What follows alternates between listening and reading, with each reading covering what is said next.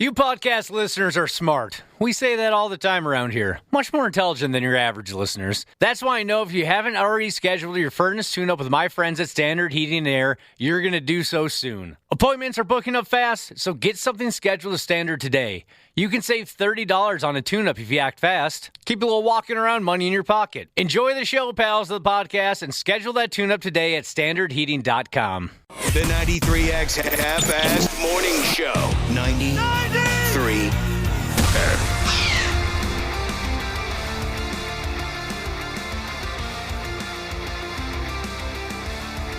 You're listening to the Half-Assed Morning Show.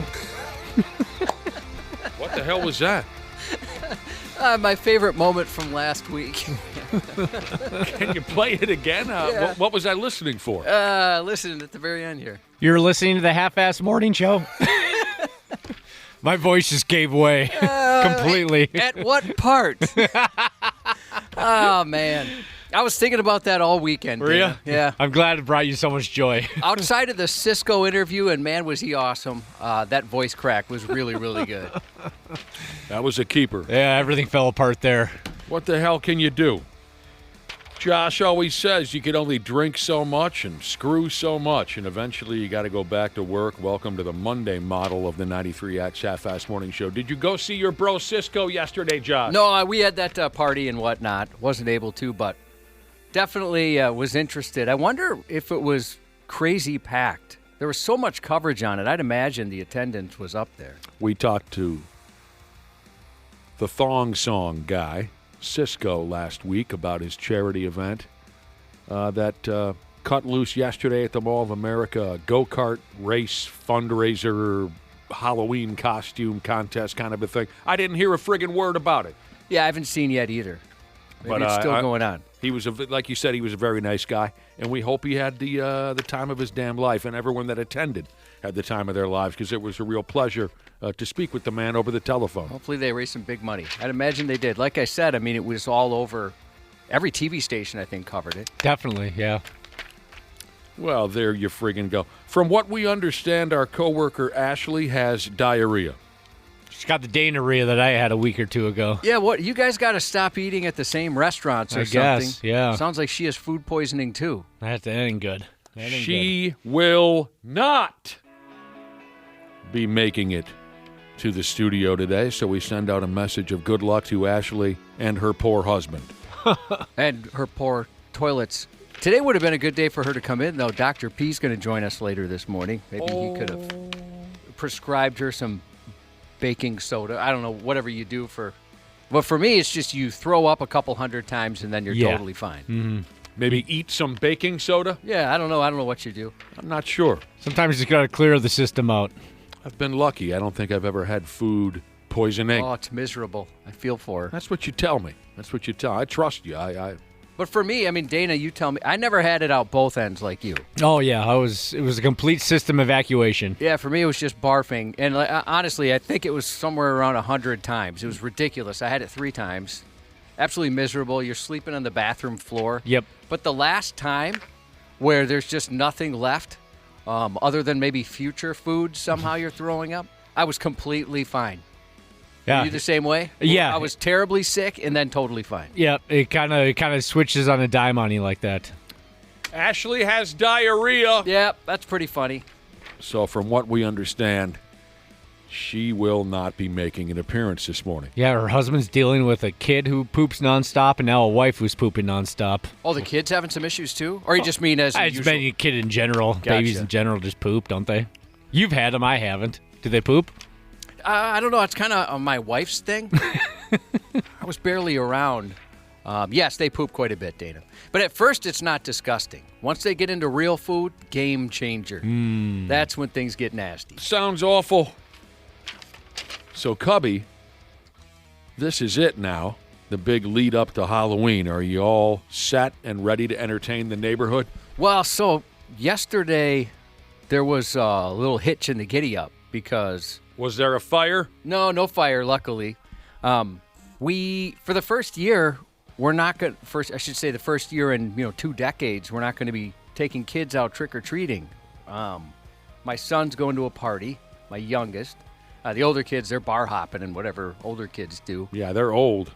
So we were thinking, well, I guess we'll just kind of lonely hand out candy. And yesterday we were going to decorate, but then we got invited to a different party. So we were deciding, what do we do? This is kind of a change of lifestyle for us. We haven't gone to a Halloween party, my wife and I, since we've been together. On Halloween. So we're thinking, well, we don't want to be like the Grinches in the neighborhood, if I could mix up holidays here. Sure. So I think what we're going to do is we're going to put together like these little, we're not going to leave a candy jug out or whatever because those are gone immediately. Yep. So I think we're going to put together like little gift bags for all the kids we know in the neighborhood, hand those off so we don't feel so guilty going to a party on Friday. My God, Josh. Because I don't, Your Catholic guilt has now reached a level to where I think you need to be. Well, here's the thing. What's the word I'm looking for? You need to be medicated, counseled. Counseled. Yeah, you is need that to a talk word? to somebody. Yeah, now you're feeling guilty about not being there for the neighborhood children on Halloween night. Well, I like being a part of it because you've been invited to a party. Yeah, we've been invited to a party. And a costume party? It's Halloween night. God, I don't think so.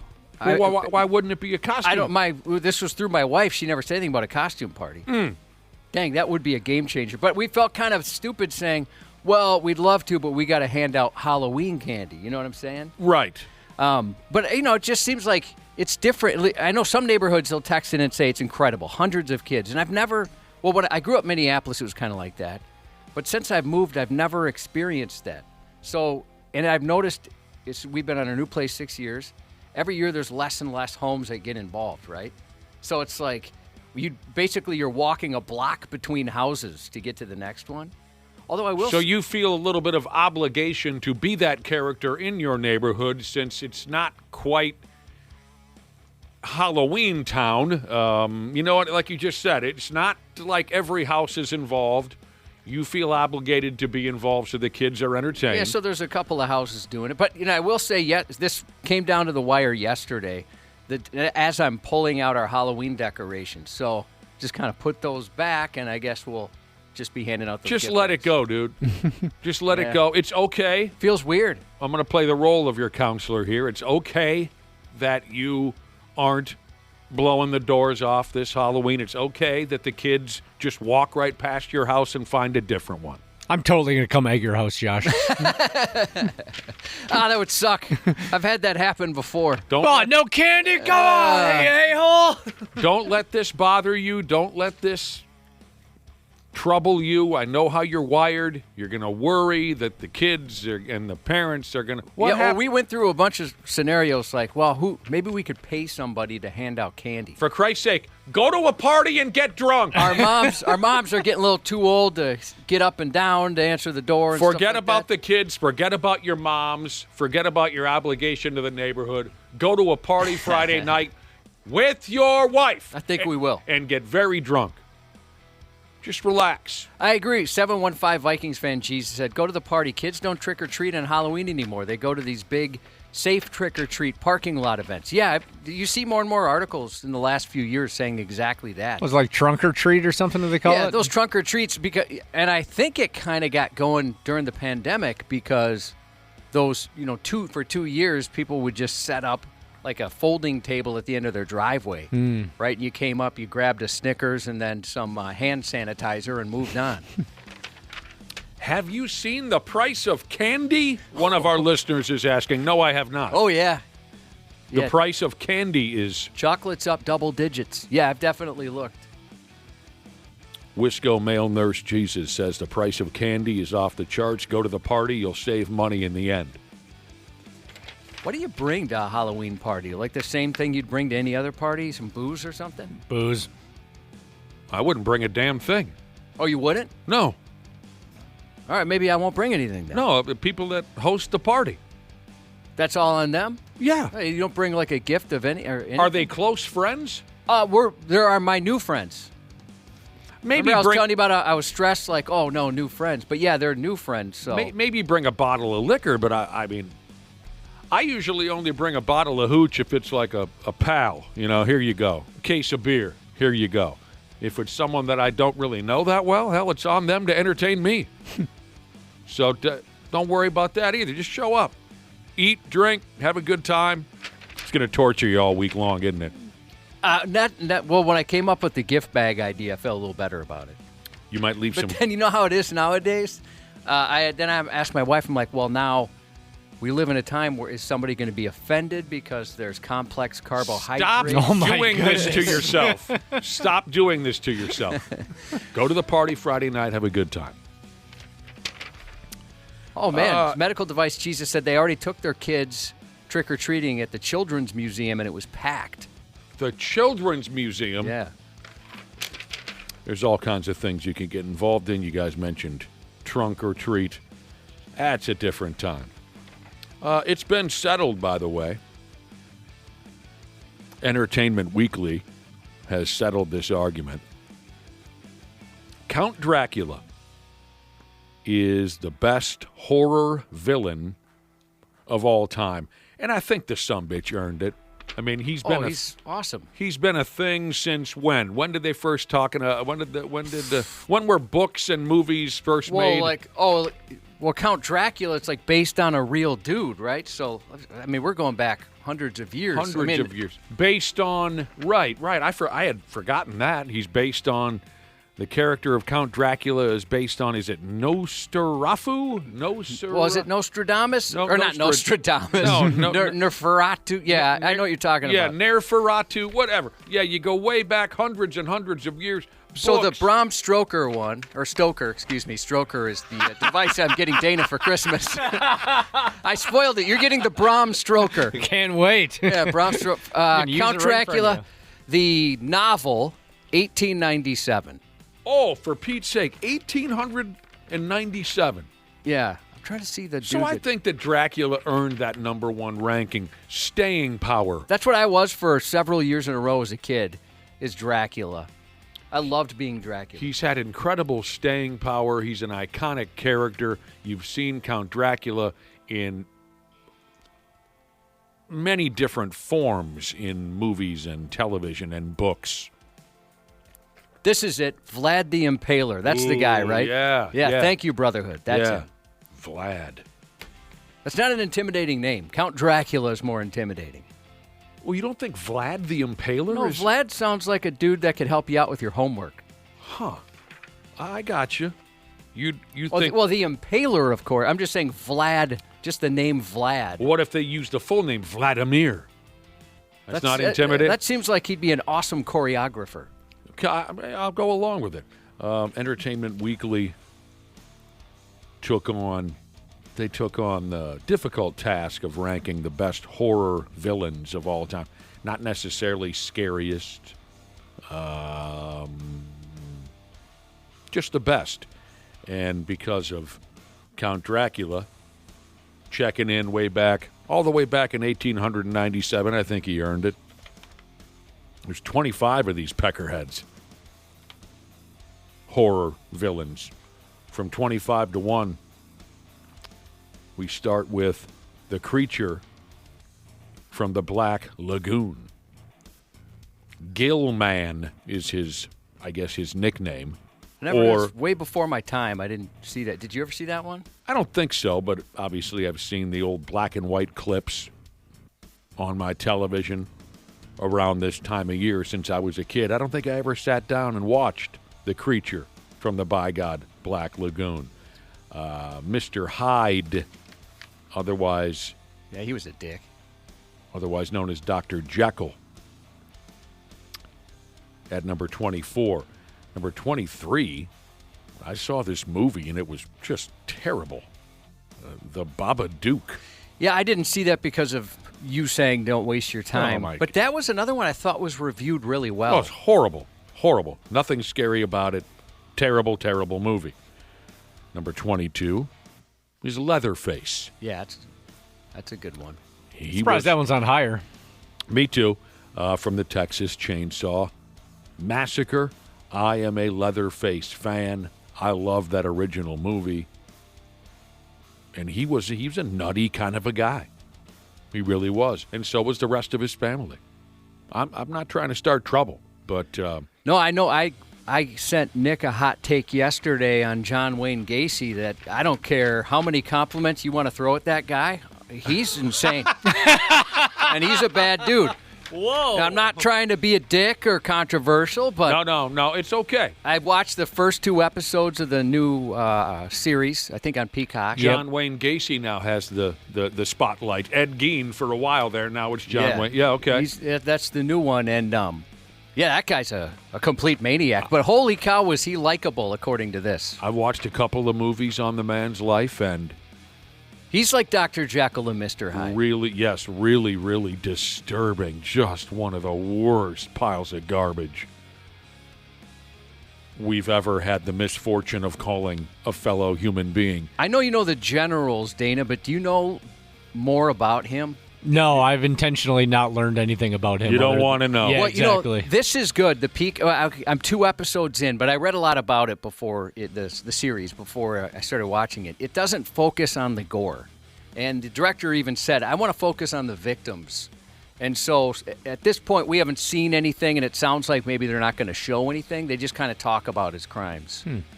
So, yeah, I thought for me it was right on as far as like what I'd want to handle at this age. And reading about it, my gosh, I can't believe the guy got away with it for that long. It was terrible. Again, the best horror villains of all time, number 21, the Jigsaw Killer from the Saw franchise. I loved how creative they were in those movies. Like they were, silly, obviously, like a lot of them. And I never found myself scared, but it's one of those, you get that feeling like in a horror movie where somebody's chopping up some vegetables or something and they keep showing a close-up of the knife because a finger's about to come off. That's how it was for me for Saw. And then just the creativity of some of the torture devices. Yeah, the dude was diabolical. Number 20 is the legendary Wolfman. He's been around for 40s. Apparently right here they're claiming the first Wolfman movie came out in 1941. So again, some staying power and whatnot has helped his character. Number 19, Ringu from The Ring. Never saw it. I haven't either, but we just talked about that haunted house we went to where they had these super hot doll ring girls. Like one of them was the girl from The Ring. Oh. That was one of the characters? Yeah, one of the characters in that room. That we saw that night? Mm-hmm. But I haven't seen the movie. I hear it's good. Dana, have you seen that one? No, I have not.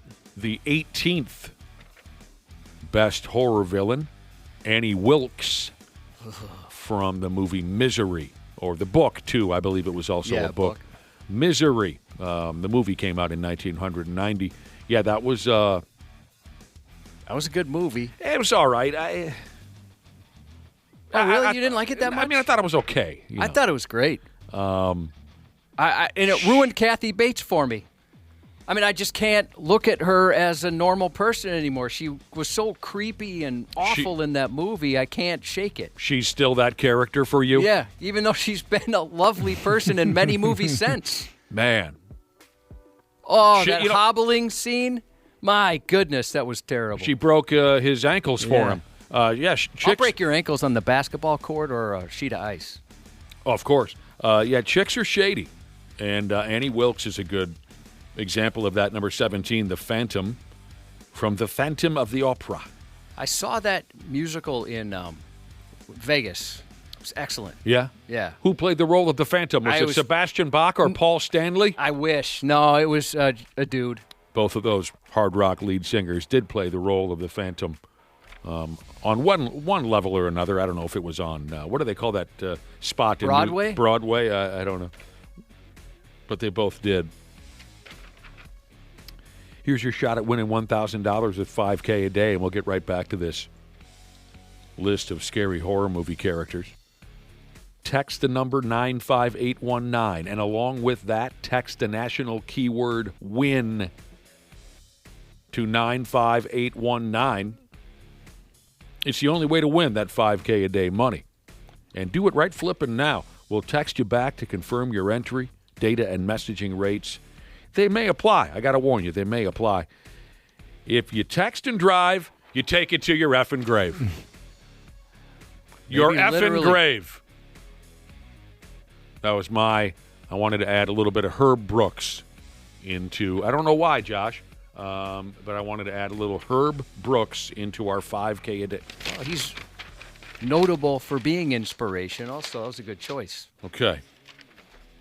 Number 16 on the list of the best horror villains of all time. This is a crime that this isn't higher on the list, especially when you think about it a little bit. Number 16 is the demon who possessed Reagan. The demon's name is Pazuzu. The demon who possessed Reagan in the Exorcist film from 1973. How in the hell is this character not higher on the list? He's Satan, for Christ's sake. So I've only seen the TV versions, and it's been over 30 years, so I don't even know if I saw the whole one. Did they show the guy? They show They show a face. Pazuzu? Yes, they show a face. They do show a face? It's one of my favorite elements to The Exorcist, is every once in a while you'll just see this scary face, and then it goes away. Was it kind of over her face? Yes, Okay. once or twice. Yeah, then I kind of do remember But that. there's also scenes in the movie where, say, the mother shuts off the lights in the kitchen and you just see the face just for a second. I remember as a kid, that was one of the parts of the movie that really froze me in my tracks. I only saw it once when it was re-released in the theaters. I was in 8th grade, and I spent the entire movie making out with a girl because there's nothing sexier than The Exorcist. Well, it seems like horror movies are where you bring dates, right? Yeah, but, the green puke and the head spinning and stuff, not exactly... Did she have mono? Oh, you're talking about the movie. Yeah, Gotcha. the girl in the movie. Like here's why I had to blow up.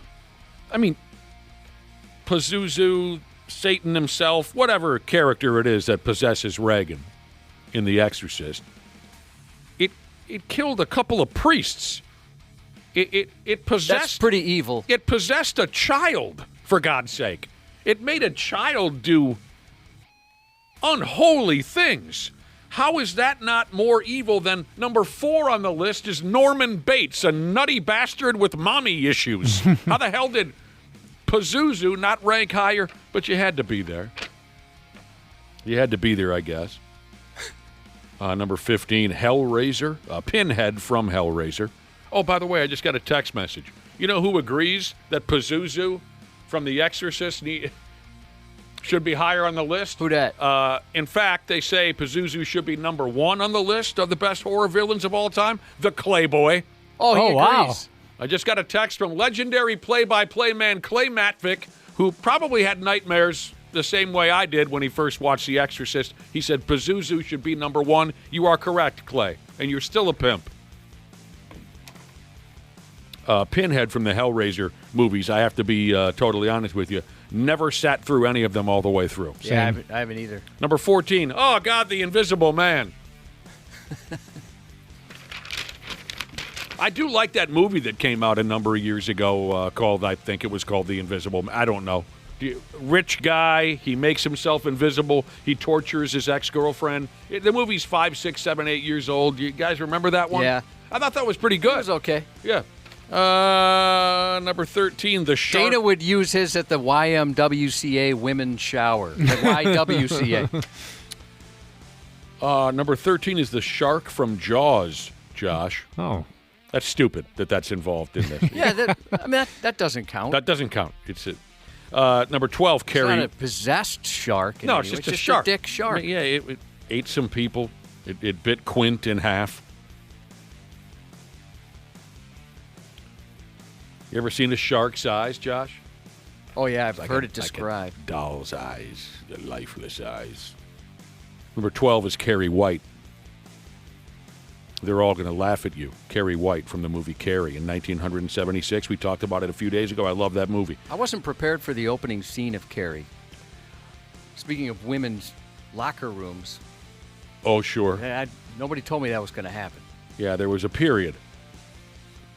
Number 11, Jason Voorhees, Friday the 13th. Number 10, Pennywise. Stupid. Number Jason 9. should be higher than Pennywise, don't you think? Pennywi- Maybe just because Pennywise goes after kids. Maybe that's why Pennywise it ranks him sucks. higher. Pennywise sucks in the movie It Sucks. Number 9 is Godzilla. I don't think he belongs in here either. I don't know. 8 sucks. Freddy Krueger totally sucks. 7, Ghostface from Scream. I don't know. Were you guys scared by Ghostface? No, it was a college kid on drugs. Yeah. Right? Wasn't it a college kid on yeah. drugs? Number 6 is Candyman. Never bothered with Candyman. No, I mean, Oh, neither. I liked it. It was okay. 5. Just the whole saying it 3 times in the mirror part's kind of creepy. Yeah, I didn't mind Candyman. You didn't say John Wayne Gacy 3 times in the mirror, did you? No, Oh, you better not. I don't have the lung power. It's too many words. I could just go Killer Clown 3 times. That'd be easier to get that out. The best horror villains of all time. And the majority of this list I have liked, but as you've heard, there's been a few here that I think are silly. Number 5, Michael Myers from Halloween. He's just so slow. 4 is Norman Bates from Psycho. 3, another iconic character, been around forever. You got to give him his credit, and that's Frankenstein. Well, Frankenstein's monster, to be specific. And number 2, I get it. Maybe high up there. Hannibal Lecter. That should be on the list. Yeah, he should be on the list. I don't know if he's the second scariest. He's just an old man. I mean, Candyman should be further down the list, certainly. Yeah. And again, put Pazuzu, for God's sake, from The Exorcist? Jesus. Maybe it's the name. There's nothing intimidating about the name Pazuzu. There was an old priest and a young priest at one point, Dana. Right? I'll take your word for it. You've never seen The Exorcist? No. At one point, there was an old priest and a young priest. But not for very long. Young priest never became an old priest. Nope. What a crowd we got out there. Hell of a crowd. All right. It is Monday morning. Josh mentioned it earlier. Our guest at 8:30 will be 8:20. Maybe we'll try to get him in a little early. Dr. P. Jesus. Always fun to talk with Dr. P. So if you got something bothering you, keep that in mind. You can get a hold of him later. 7:30, Randy Shaver, Brad Ryder. For Pete's sake, we might as well get going for real. Next, we'll try the stupid news here on the Half-Assed Morning Show. Half-Assed Morning Show. 93X. You podcast listeners are smart. We say that all the time around here. Much more intelligent than your average listeners. That's why I know if you haven't already scheduled your furnace tune-up with my friends at Standard Heating and Air, you're going to do so soon. Appointments are booking up fast, so get something scheduled with Standard today. You can save $30 on a tune-up if you act fast. Keep a little walking around money in your pocket. Enjoy the show, pals, of the podcast, and schedule that tune-up today at standardheating.com. This episode is brought to you by Progressive Insurance. Do you ever think about switching insurance companies to see if you could save some cash? Progressive makes it easy. Just drop in some details about yourself and see if you're eligible to save money when you bundle your home and auto policies. The process only takes minutes, and it could mean hundreds more in your pocket. Visit Progressive.com after this episode to see if you could save. Progressive Casualty Insurance Company and Affiliates. Potential savings will vary. Not available in all states. Start your day with America in the Morning. I'm John Trout, your host. From breaking news. The U.S. Supreme Court with rulings shifting gears. Apple has released the new iPhone. Here's the Wednesday Business Report. It's far from a seller's market. To politics and entertainment. Moving into scary movie season, so why not another Conjuring movie? Shifting gears, Powerball jackpot is now the 3rd largest ever in history. Live long and prosper. America in the Morning. Fresh each day. Follow and listen on your favorite platform. Stupid news on the Half-Assed Morning Show.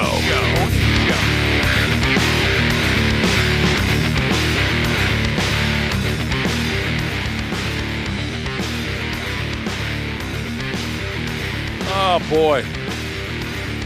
There's always something new and wonderful.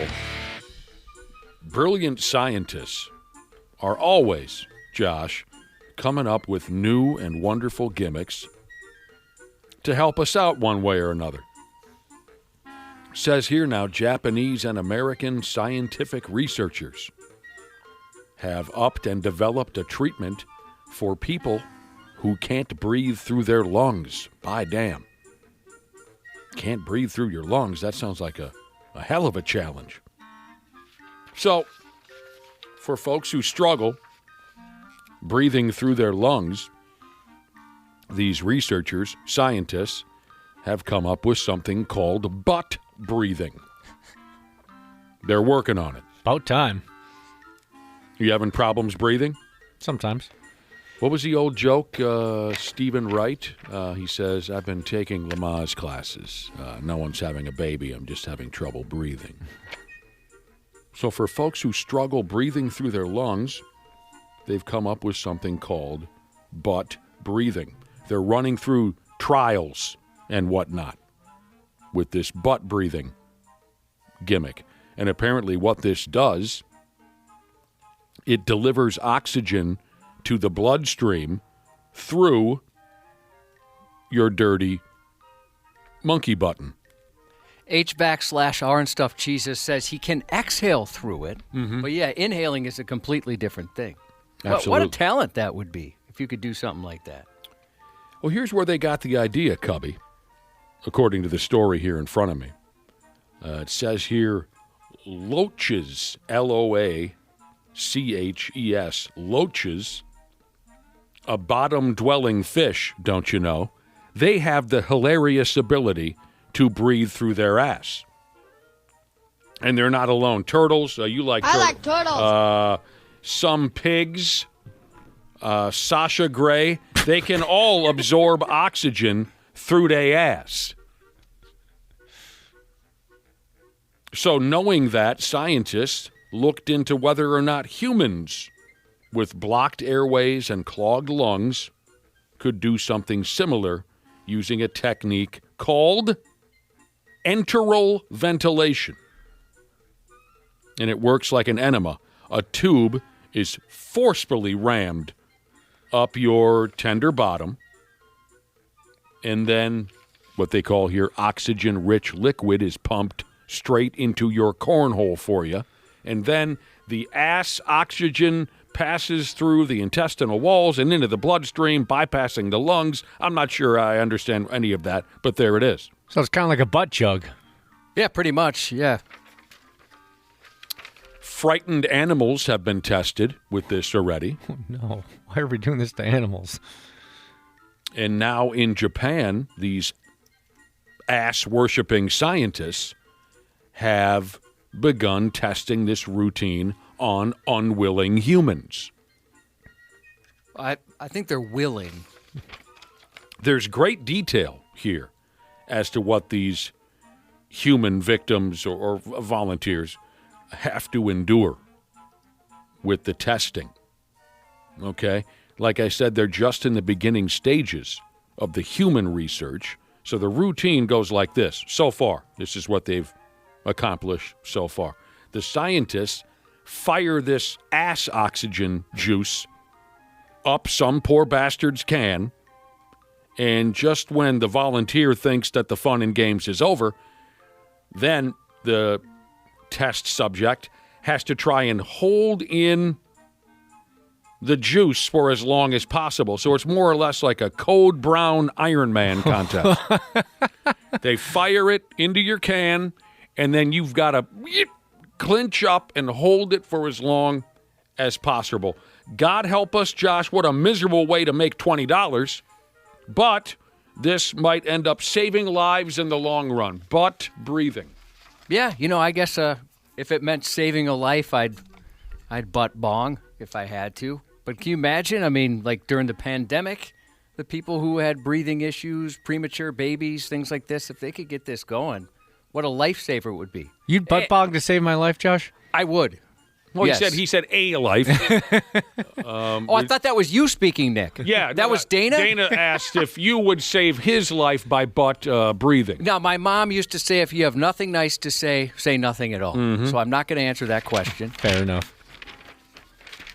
I mean, maybe what you get is you get the life-saving procedure, and then everybody signs an NDA so no one tells you how your life was saved. Like, I don't want to know. Just don't tell me. Not a story you wanted to have come up at a Halloween party this how'd Friday? they save you? I don't know. Some sort of medical miracle. Definitely didn't stick a tube of water up my butt. They're torturing animals and also pinning down human beings against their will and testing this. Maybe one day it will become a lifesaver. They're looking for volunteers. Just call the Jackass guys. Boy, good point. I feel like they would very willingly do this. I remember Howard Stern had an episode where a couple of his guys, they said they could do taste tests of wine by having it funneled into their beavers. And one of the guys nailed it. I'm detecting notes of. That is absolutely disgusting. All right. So there you go. Keep track of that one. People have been told over and over and over again, but they don't listen. Don't lick the toxic toads. They've been told over and over again, and they don't listen. Are you a toad licker, Josh? No, I remember, I always thought that was a joke, like that the older kids would try and get you to lick a toad or something like that. Yeah. Yeah, Are you a chicken effer? No, I'm not a chicken effer. Why would you say something like that? People have been told over and over again, don't lick the toxic toads. Do you chickens? No. Second time you've been accused of that today, Josh. Is there something you want to talk about? I don't F chickens. Folks specifically in Arizona, down there, southwestern part of the United States, if I'm not mistaken, folks specifically in Arizona are being warned, do not stick your tongue out of your stupid face and lick the toxic toads. It's the year of 20 and F me running 25, Josh, and jabronis are still licking toads to try to get high. Haven't you heard about everything we've got available to us? Meth rocks, what are the... It'd be a lot easier to get crack high. Rocks, marijuana, pills. Have a THC seltzer. Yeah. There's pills out there. Go to a street corner. Hang around for a half hour. Do people still... Well, ayahuasca. I think they compare the toad licking to ayahuasca. I did catch that in here, Summers. Okay. So it says here, piss loads of heavy rain has been falling in Arizona lately. And that has made for piles of toxic toads to up and run around town. They love that kind of weather, the toads do. They come running for that. They love the heavy rain. And then, speaking of coming running, here come the hippy-dippy types running outside in the nude to tongue punch a toad. That's how it works. And the cops and other folks, authorities in Arizona, are trying to get the word out to the hippies that this is a bad idea. Don't get completely nude, run out in the rain, and start tongue punching. The infamous toxic toad we're talking about here is formerly known as the Sonoran desert toad or the Colorado River toad.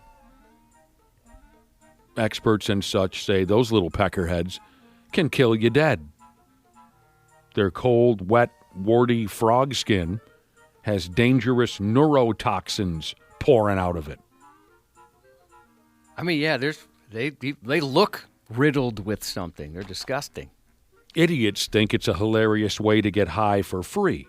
But folks who know things say that you and your naked hippie friends can become crazy sick or possibly wake up dead after licking the toads. You can't go see some awful hippie-ass jam band when you're dead. No. It's killing their pets, too. Oh, no. Keep an eye on your pets. Cubby's right. The experts say if your dog or cat decides to eat the toad, they're going to end up killed dead. And the story also tells me here that all the rain in Arizona has caused toxic mushrooms to grow all over town. So they say don't eat those either. Don't touch them, don't eat them. You'll end up peeing precious fluids out your bottom or die. We get a lot of weird mushrooms in our yard. I get them all the time. Do you have the ones that look like wieners?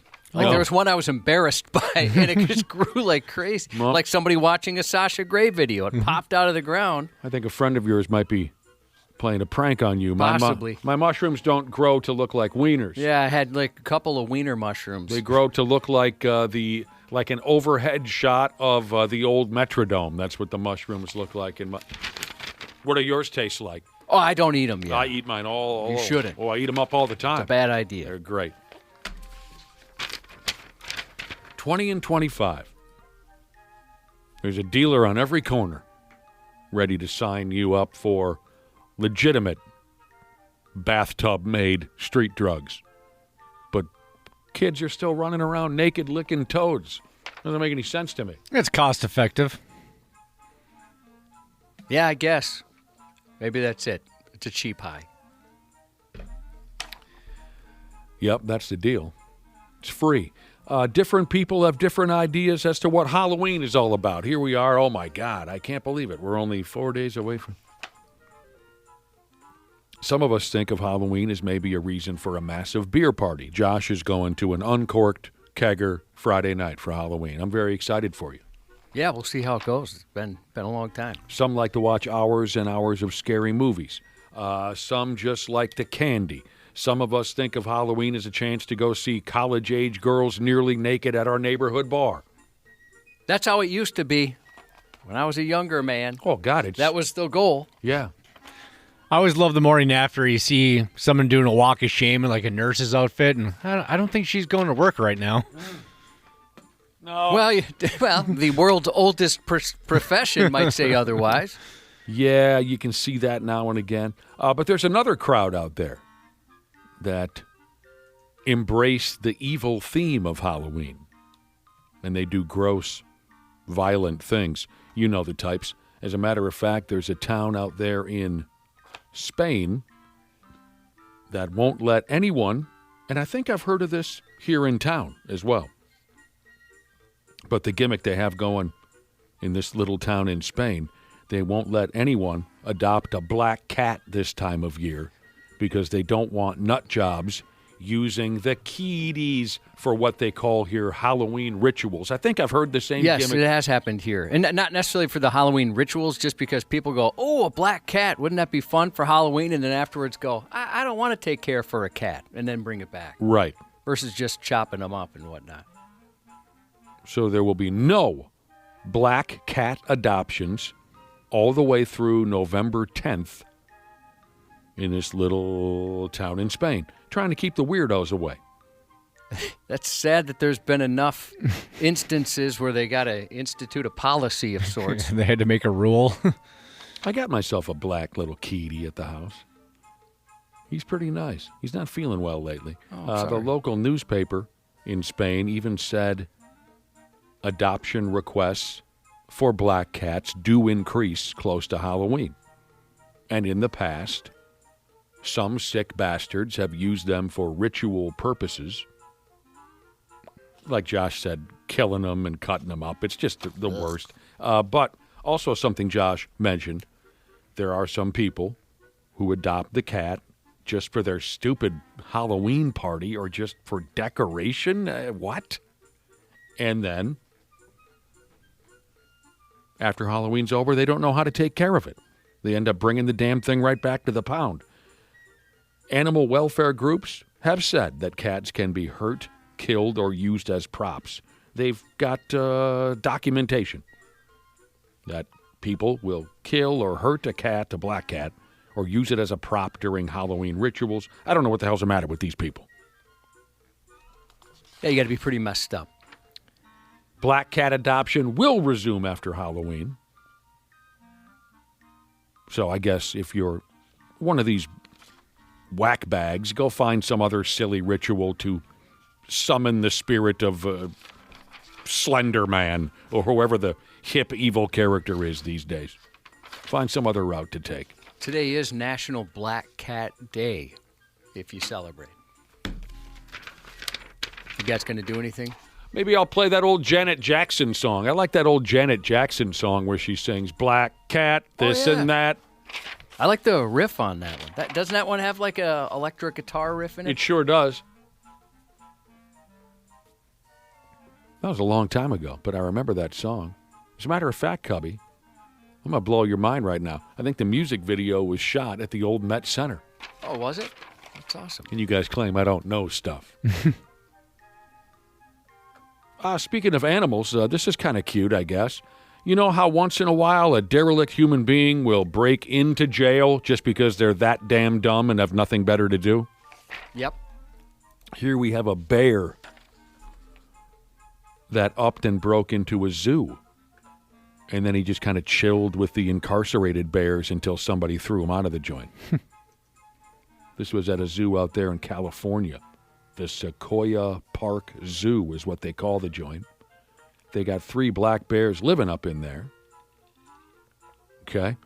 And then one morning, here comes Dinkus, the wild bear, who broke into the zoo.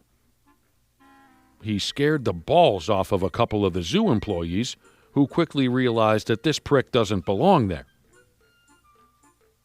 Dinkus the bear was never able to break into any of the animal enclosures for real, but he did stop by to say word up to his brother bears behind bars. Eventually, the zoo staff jumped the bear when he wasn't looking, and they choked him unconscious and then threw him back out into the woods. The zoo thinks the bear must have scaled a tree outside the zoo walls and then dropped its fat ass onto zoo property. Is there video of this up on our website? Our web lady isn't here, but it will be whenever she's feeling better. So there you go. It's kind of funny. I wonder if the incarcerated bears recognized the... Trying to get some. He was trying to get some? Probably, don't you think? Some of that hey, ladies. caged heat. Yeah. Caged That's heat the is where hot it's stuff. Oh, wow. I was just, we were talking about that old Janet Jackson song, Black Cat. And Rat Rules 92 Jesus said, wow, this is very special. He became a man while listening to that song. Really? Yeah. Wow. I didn't have music going. No, me neither. No, I don't think there was any real soundtrack when I dumped the V card. But I did do a lot of banging to Bohemian Rhapsody. Did you make it the whole song? Oh, yeah, I was young as hell. Yeah, oh, Wow. God, I mean, yeah. When I was young, I'd be even more difficult. If there is a song that I could associate with sex, I listened to a lot of Queen, you know, around that time period in my life when I was losing my, when you started to become sexually active. And so it was just, I guess, a numbers game. I was usually cranking Queen at the house, and then this and that would happen. So, yeah, when I do hear Bohemian Rhapsody, it does make me think of my sluttier days of youth. I don't like music simply because it gives somebody a frame of reference for duration. Like if there's girl talk, yeah, how long can he last? Well, it was song 2 by Blur, and he finished before the first chorus. I love that you reference that as the short song. I think that's the universally known short song. Mm-hmm. And now I could get it done in the Menards Christmas jingle. That one gets me going. It's Yeah, not Christmas without that jingle. you love the holidays. I love all jingles, but especially that one. And, thinking back, to the idea, the fact, really, I guess, that I did a lot of banging to Bohemian Rhapsody. Kind of a dramatic soundtrack, really, for that type of activity. Did the activity go along with the music? What's funny is at times I think I did make that effort. Yeah, it probably is just natural. Something to do about it. Right, when you kick it in at the ass end of the song, and then you slow down a little bit. Nothing But really it gets matters. romantic for a bit, and then it's just animal aggression at one point. Right. Did anybody here watch The Diplomat on Netflix? Never even heard of it. There's a point, and this isn't really a spoiler, but it's a funny moment where there's a couple having sex, and it's very, boring, missionary, right? And the lady kept just going like this. Vigorous, more vigorous, to try and get him to really give it to her. That was the dirty talk. Who the hell talks like that? Exactly. So next time... Was it the 1600s or something? No, this was it takes place present day. So I think when's the next holiday? Maybe New Year's or something. or Thanksgiving, maybe I'll get some. I'm going to start using vigorous as we go and just see if that really amps up the sexual activity. Vigorous. I don't even know how I'd react to such a thing. Wouldn't you just laugh more than anything? I or would. Certainly confusion. I would think she was calling me by the wrong name. Yeah. Josh, by the way, have you checked our text messages? People are sending you pictures of the penis mushrooms that you mentioned you have growing in their yard. You mentioned you have them growing in your yard. People are taking pictures of the penis mushrooms in their own yard and sending them to you. Yeah, a lot of people have the penis mushrooms. Yeah. I think you don't have them, Dana? No. Don't be surprised if there's a guy covered in sod with a hole cut right in the middle and a penis sticking out. That's going to be me. That's going to be you? Yep. Stinkhorns Stinkhorns. is, I think, their gross formal name. I don't like that combination of words. All right. What the hell else is going on? Joe Bob Jesus says, the entire Menards Christmas song? Okay, Marathon Man. I can barely get through the season's greet. He's done. Fly by Night by Rush. People are sending in the songs that they remember getting it on to. Fly by Night. Yeah, Away from here. So nobody's texted in yet like a Marvin Gaye or something you might think of as romantic music. That's only in the friggin' movies. Yeah. That's only in the movies when people put those songs on and then have sex. A lot of time I think there's been TV in the background. Yeah. If there's anything going on. TV, radio, whatever the hell. I remember the day that Josh Upton said, I'm going to get what I want. And you know what he wanted? Shoes. Shoes. Oh my God, shoes. Let's get some shoes. Let's get some shoes. Let's get some shoes. Let's get some shoes. Shoes. God, I love this song. Oh my God, shoes. What happened? I knocked over a bottle. My God. I remember that day, Josh. I think it was you and your twin brother's birthday. You were very upset. We did run into a problem, though. Remember the shoe store gal at one point or another, speaking of one particular pair of shoes that Josh really wanted, the shoe store gal said, this shoe runs small. I don't think you're going to fat. I mean, your feet are kind of big. And Josh said, oh, by the way, Betch, F you. F you. Happy birthday, twins. Uh-oh. A computer and a car. Thanks, Mom and Dad. Kelly, go ahead and open your present. What the hell? What'd you expect? Condoms? Nice present, Kelly. Shut up, duck. Skank. I'm gonna butt slap bag. I'm an athlete. You know, stop fighting. You two are twins. Don't they have the same thoughts? Shoes. PlayStation. Kelly, where are you going? Out. Whore. Kelly, what are you gonna do with your life? I'm going to get what I want. My God. You know, I know a dude who can't watch any kind of basketball at any level because the sound of a squeaky tennis shoe on a basketball court sends him into a tizzy. Oh, really? Yeah. I love listening to sports on the radio for those types of sounds. This dude climbs the walls. Hockey especially. I love the squeak. Like fingernails on a chalkboard. That's what it does to him. There's a new gym shoe, tennis shoe, whatever, sneaker. I don't know what they're called. I don't know the proper term these days. What do the young people call them? I've heard sneakers. Sneakers. Maybe kicks, or is that not? Maybe that's not it. Yeah, kicks is a little old, I think. And according to the story, if you don't like a squeaky shoe, then you won't like this sumbitch right here. It's a Swiss shoe company that makes, the shoe brand is called On, O-N. On, like Josh's mom gets turned on. What? No. Easily. By much younger men. Anyways, On, My God. the tennis shoe company, has a new shoe. They call it the Clouds model.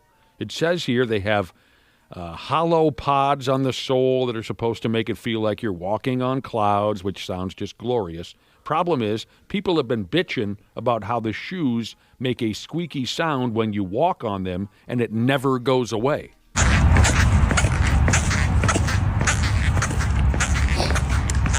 Yeah, you're not going to be a ninja in those. Now, that's real audio of someone walking Yeah. down the street wearing those shoes? Yes. Can we hear it again? Sure.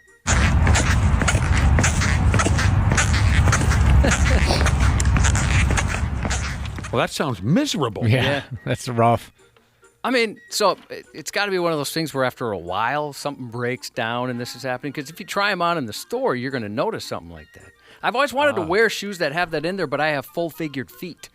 That have what in there? That have those air deals in there. They're supposed to feel like you're walking on a cloud. Oh. But I can't really fit into any. I got to get on like Ozempic or something and slim these feet down because they're so friggin' fat and big that I can't find cool shoes. That reminds me of that old episode of Cheers where they all put on a new pair of shoes and they are all squeaking around the bar. Does anyone recall? Mm-hmm. This isn't a new issue. I guess people online have been talking about these shoes for over a year, having a problem with the squeaking. But now there's a class action lawsuit happening. I think I might have this right. More than 10 different styles of shoes have been mentioned in the lawsuit. There's a few people who are... How silly. Yeah, it is kind of silly. A few people are texting in saying they have those shoes and they haven't had those issues. Okay. But a class action lawsuit. It's come to that, huh? We're so friggin' pathetic now, so driven to get our hands on money for nothing that we're going to write up a lawsuit over squeaky shoes. I'll say it again. I hate what we've become. But anyway, if you buy a pair of these Cloud shoes, they're going to ask for about $140 to $100 in trade. The company hasn't commented on the lawsuit, but they don't believe there's anything wrong with their shoes. Here's a person that says they're $200. Started squeaking after 2 weeks, got a free replacement, and the next ones did the same damn thing. Here's some, but louder.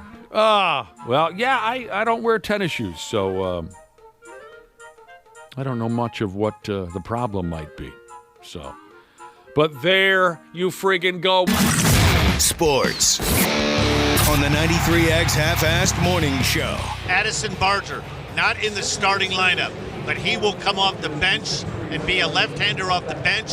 And I'm telling you what, he's going to run into one, and the Rogers Center is going to come unglued. You picked a guy that's not in the starting lineup. Not in the lineup. He's going to get a pinch hit at bat in the 7th, 8th, or 9th inning, and he's going to send this place into a frenzy. Wow. Barger sends a towering drive, right center field. Kiss it goodbye. How in the world? How? He's not even in the lineup. He wasn't even in the lineup. I said, Greg, he's coming off the bench. Dan Plesac's a genius. Jesus Christ. That was pretty smart. They had a few beers by the end of that ball game. Dan Plesac, who works for the MLB Network, made that bold prediction before Game 1 of the World Series. What was that, Friday night? Mm-hmm. He predicted that Addison Barger of the Toronto Blue Jays would come off the bench. And I think his direct wording was he'll send a charge into the ballpark, he'll hit one over the fence, blah, blah. He'll send the place into a tizzy. The only prediction, the only little detail that he was wrong about was the inning. Barger came up as a pinch hitter in the 6th inning of Game 1 and hit a grand slam. And that was the only detail that wasn't predicted perfectly by Dan Plesac. It's pretty cool.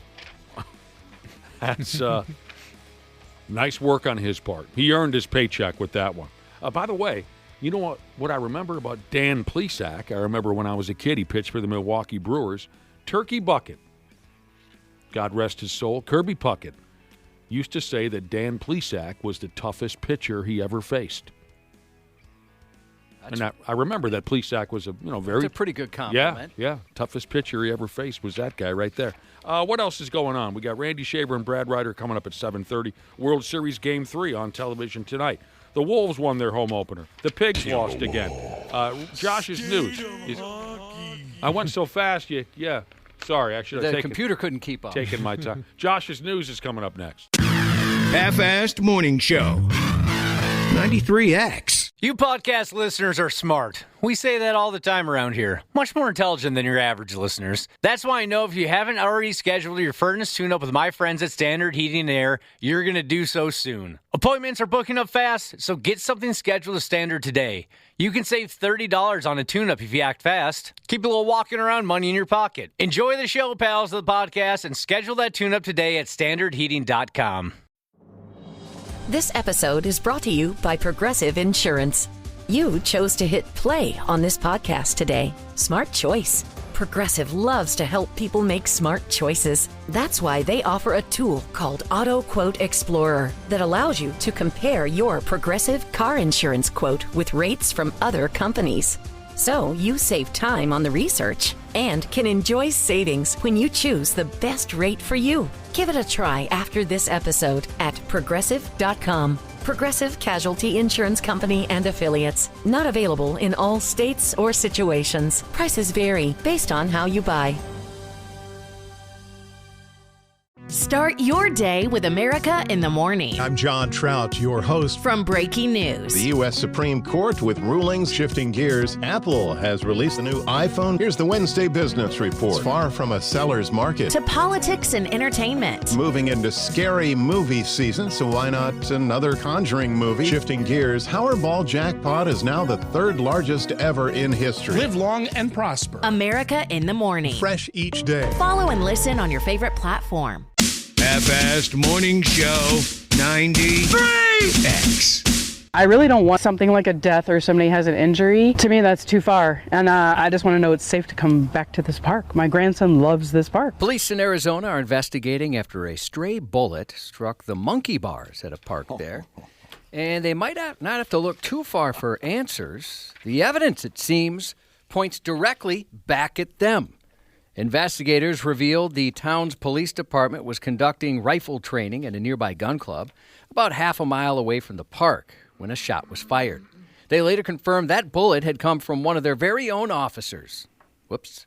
Fortunately, no one was hurt, but town officials said a woman and her 3-year-old grandchild were at the park when they ditched the monkey bars to dodge a bullet. Literally, I went to go down and it went zoom, and it hit right at that monkey bar right there. Robin Taylor, a military veteran, didn't hesitate to act.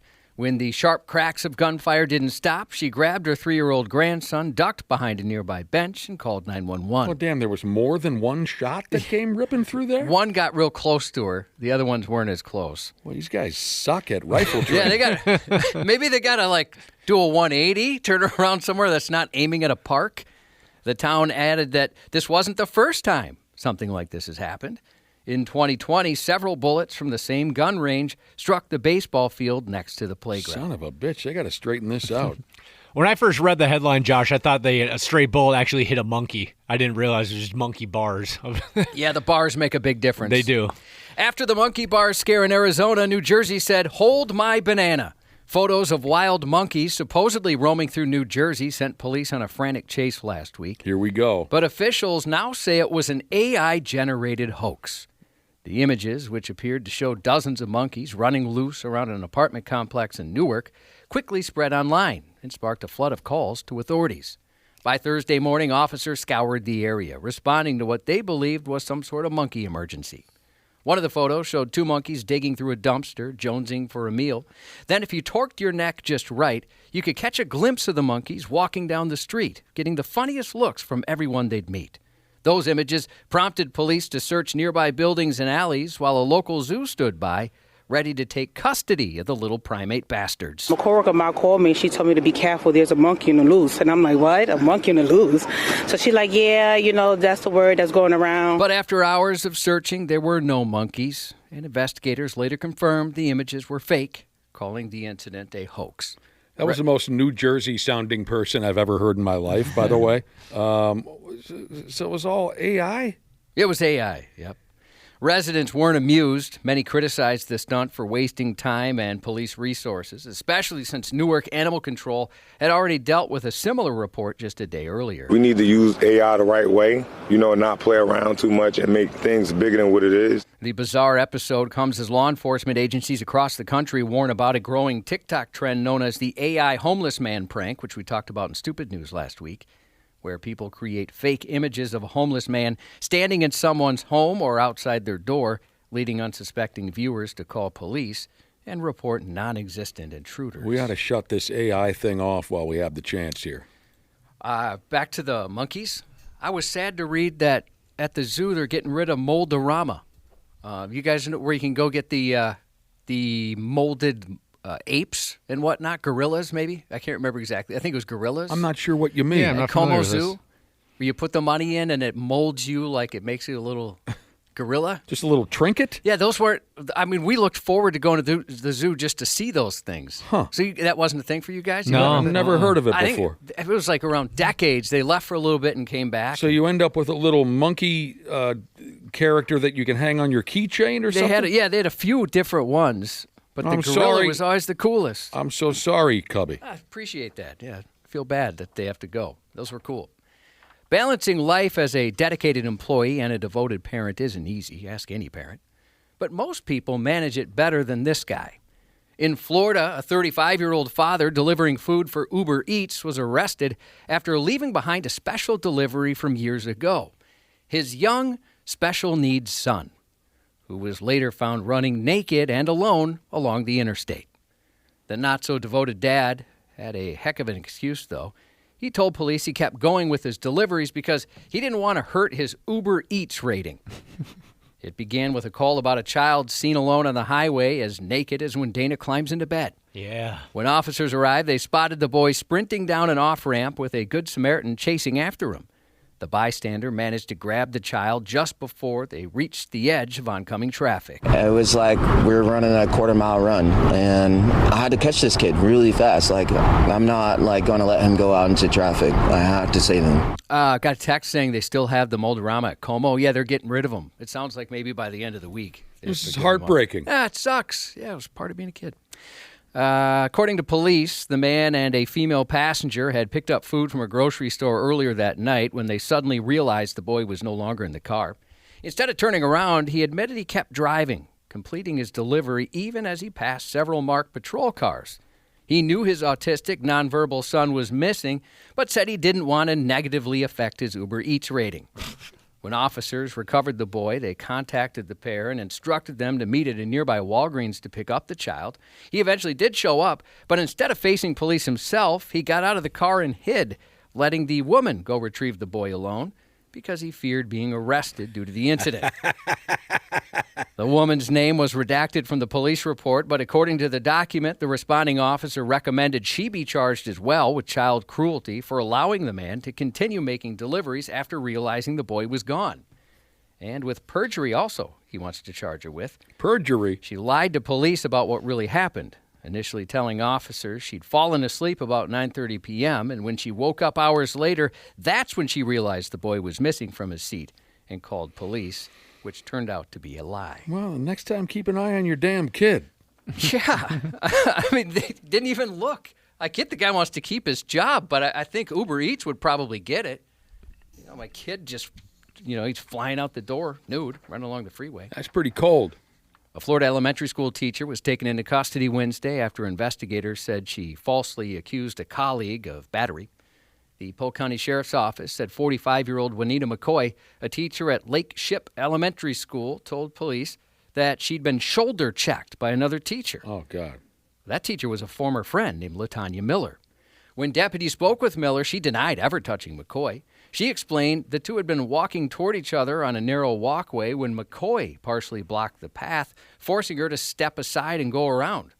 Surveillance footage from the school backed up Miller's versions of events, showing that no contact was made. Deputies said Miller also revealed this wasn't the first time McCoy had made such a claim. Earlier, McCoy had filed another report saying she'd been deliberately bumped at school. That case was eventually closed after both women signed waivers of prosecution. The people who work in our schools are entrusted with the care of our children. Not only do they provide education, but they're also role models who impact the students' ethics and behavior. Accusing an innocent person of a crime is a serious matter and a waste of law enforcement resources, a police spokesperson said. Following the investigation, McCoy was arrested and charged with filing a false report. Well, that all sounds very silly and unnecessary. Yeah. I guess they hate each other at this point. That relationship ended Mm-hmm. because one of them's insane. Meanwhile, a few states over, another educator was making unfortunate headlines as well. A Mississippi substitute teacher made quite the entrance on her first day, only to make an even quicker exit. 24-year-old Miata Borders was fired before the day was even over. Miata. Mm-hmm. After she filmed students inside the school without permission and posted those images online. Wonderful. Just days earlier, Borders shared she had a new hustle in life, quote unquote, as a substitute teacher. Calling herself a content creator, she decided to chronicle her first day in one of her can't-miss day-in-the-life videos. Oh, for Christ's sake. Yeah, we got a new hustle in life. I'm a school teacher, she said at the start of the clip, which captured glimpses of her throughout the day. About 5 hours into the short-lived job, however, she recorded a pep rally and a student who caught her eye. Damn, shorty. Sheesh. Man, I gotta get up out these school kids trying to take me down, man. Then I look so young, I look like one of them. What? Damn, shorty. She thinks the kids are going to take her down or something like that. The video was viewed millions of times. School officials saw it and decided Borders' brief teaching career had come to an end. The self-described trendsetter, and the S is a $sign, and homemade CEO, later took to TikTok again, insisting she's the real victim. It's honestly so sad how sick the world is. You guys automatically mischaracterize me fully without further context, she said. I'm a content creator. I record everything I do, so it was typical for me, she explained from her car. If you create content, you know everything you see isn't what you get. She insisted she was by far no predator and had only been making content, later lamenting she'd literally lost it all over one mistake. TikTok users, however, weren't buying it. Many blasted her for her lack of professionalism and disregard for student privacy. Dang well, at least you made history, hired and fired in the same day, one commenter wrote. Unfortunately, the scandal joins a parade of PR headaches for the same school district, which recently made headlines for everything from a former youth pastor accused of sinning with a minor and a former high school special education teacher who resigned after being caught repeatedly kissing a student. This is all at the same school? Same district. Same district. A lot going on. So this gal just doesn't get it. No, not at all. She doesn't get it. But she's a content creator, Nick. And she even said, they should have known better. They see I'm on TikTok. Mm-hmm. Right. Everybody knows me. Yeah. That's kind of their fault. That's not my fault. I'm Everybody, famous. yeah, right. A 70-year-old man's gun decided to make its own dinner plans, firing off inside a pizza shop and hitting an unsuspecting 89-year-old woman. Last Monday, police arrived to find the octogenarian nursing a leg wound, which darn near opened up an artery right there in the eatery. I don't expect my grandma to get air-holed at the pizzeria. No, everybody was just wanting a good meal.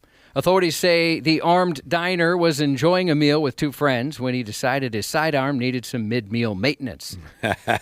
He removed the gun from its holster and tried to clear it, which unfortunately is when things went from pepperoni to projectiles. Come on, man. The gun fired, the bullet hit the floor, ricocheted off a chair, and ended up lodged in the poor lady's leg. The remorseful marksman reportedly apologized before stashing his firearm in his car, perhaps hoping the whole thing would disappear.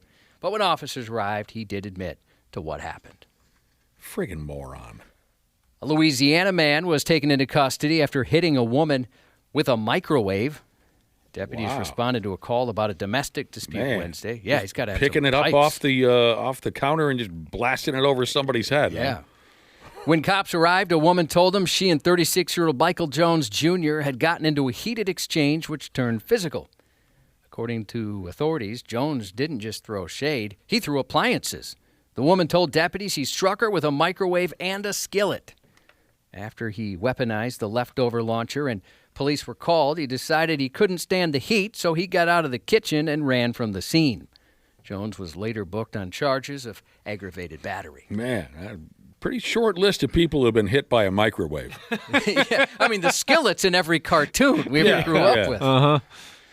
A Southwest Michigan man faces felony charges after threatening a driver who cut him off in traffic, and he threatened that driver with a chainsaw, and we all know what that means, the rawness of your ass. Mm-hmm.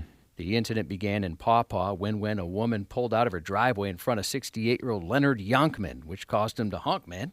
Soon after, driving a truck and trailer, he passed the woman, cut her off, and ran her off the road. The dude's name was Yonkman, and it caused him to honk, man.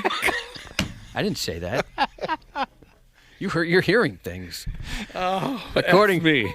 According to police, the two argued. Honkman grabbed a chainsaw from his trunk, but embarrassingly, he couldn't get it started. Hold on a second. You gotta choke the sumbitch. This is going to be incredibly intimidating. Oh, this cold-blooded bastard strikes again. Just give me a second. I got to prime it a little bit. Yeah. Oh, how embarrassing. According to police, the two argued, and Honkman grabbed a chainsaw. He's accused of stomping on the woman's cell phone before punching her in the stomach and grabbing her throat.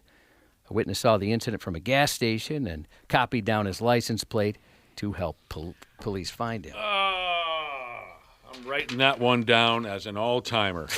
What is it again? October 27th. Guy's name was Honkman. Yeah, she cut him off. He's cut off, and that caused him to honk, man. A new Rocket Mortgage survey, time for Halloween, reveals nearly 2/3 of Americans would consider buying a haunted house. Oh, boy. And while the idea of sharing a home with spirits might send some shivers down some spines, 1 in 3 respondents say they've already done it. They've lived with things that go bump in the night or give Ghostbuster Dan Aykroyd a nutbuster in a dream sequence. According to the survey, only 18% said they'd sell their home if they discovered it was haunted. The rest seem a bit more open-minded. 41% would actually try and make friends with a ghost or dig into the home's mysterious backstory. Among those who've had paranormal encounters, the most common signs were a strong presence or mysterious noises. Others mentioned phantom footsteps, ghostly apparitions, and objects moving on their own. Phantom what? Phantom footsteps? Footsteps, is that what you want? Yeah. When we were at the casino, Turtle Lake there, for our broadcast. Did you see a ghost? No, but I don't know if you were paying attention, but I was telling you and your buddy Donnie that my pop can, it moved on the desk by itself. The condensation caused it to... I saw that. Slide a little bit? Yeah, so I moved it again and just said, hey, if there's a ghost in here, do that, but go the other way, and it didn't happen again. So no ghost. Turtle Lake is not haunted, it turns out. Most described their unseen roommates as friendly. 20% said they were mischievous. Only a few responded that they were truly spooky or angry spirits. Perhaps most surprising of all, buyers seem willing to tolerate a haunting if the price is right. Sure. When asked how much of a discount they'd need to purchase a haunted house, most said about 40% off would do the trick. That's a pretty good discount. Even a death on the property, whether natural or violent, wasn't a deal breaker. More than half said they'd still consider the home for the right price. Living near a cemetery or hearing reports from paranormal investigators didn't necessarily scare them off either. As for whether the listing agent actually has to tell you if there's rumors of paranormal activity, that depends on where you're house hunting. In most states, the seller doesn't have to disclose anything. According to the Pioneer Press, that's the case here, too. In Minnesota, sellers don't have a duty to disclose whether the home was the site of a suicide, accidental death, natural death, or perceived paranormal activity. Still, a disturbing history like murder can affect the value of a home, said Ryan Dossey, co-founder of the house buying service Sold Fast. He points to search services like Died in House as an example of how prospective borrowers can research a home's past, uncovering details which a seller might have chosen not to divulge. Oh, my God. I had an ex-girlfriend terrified at my old house. You know the water softener, right, boys? Yeah, we've got Josh has described that item as something that could make your ass raw, the water softener. Sounds like a shower. Sounds like running water. So anyway, my water softener was set to go off at 2 o'clock in the morning. And this ex-girlfriend of mine hears the noise and says, "What is that?" At 2 o'clock in the morning, it sounds like a shower coming from the basement. And I said, "Oh, well, yeah, and there was no bathroom in the basement. I only had one bathroom upstairs." So she says, "What is that sound coming from the basement? It sounds like a shower." Well, it was the water softener. But what I told her, I said, "Oh, the dude who lived here before me used to have a bathroom in the basement. There used to be a shower in the basement, and he died in the shower right around 2 o'clock in the morning." So I said, "It happens all the time. It's like a ghost, you know. So whenever you're here at 2 o'clock in the morning, if you hear that sound, you know, I can't explain it, but the dude who lived here before me died in the shower in the basement at 2 o'clock in the morning." She was horrified to go to sleep. Horrified. It worked for like 6-7 months. And then she finally, pardon me? 6-7. Continue. And then she finally realized it was the water softener. In another spooky stat, a survey of 2,000 adults found 34% believe they could survive a horror slasher movie and defeat the villain. 3/4 credit their quick thinking and survival instincts, though 42% admit they'd probably be the first to go, with 37% thinking their downfall would come from trusting the wrong person. It depends on what's chasing me exactly. You know what I mean? Yeah, I suppose. I think when I was younger, I could probably outwit a slasher, but now I'm just kind of old and tired. Yeah, I can't run. And we've got, or 12, fight. 13 years on you. You'd make it you'd make it longer than Josh and I would. What I mean is like, the old 60s zombie movies where they're dragging a broken leg and it takes them forever to get across the yard. I'd be fine. But zombies are too fast now. Now they're they run. So it depends. It depends on the character that's chasing me, how long I think I'd last. Yeah, like Jason Voorhees or something like that. He's kind of sneaky. But now the zombies are too quick, and there's too many of them. There's no way you'd survive. That's 93X News. Randy Shaver and Brad Ryder on the Half-Ass Morning Show. You know things are going to happen like this, especially with playing a young quarterback, and it's not all on him. It's me. It starts with me. I make every decision in this organization. But when I sit there and say we're going to turn the ball over 3 times, and they're going to have a punt return for a touchdown, none of you would have thought we were going to win. And that's not the winning formula to beat Iowa. 41-3 Iowegians. Wow. That's a beating. Floyd of Rosedale stays in Iowegian City. Welcome Randy Shaver and Brad Ryder into this nightmare. Hello, boys. Good morning. Good morning. Good morning. 41-3 in favor of the Iowegians on Saturday. Wasn't even that close. No. Oh, it was over in the second quarter. Yeah.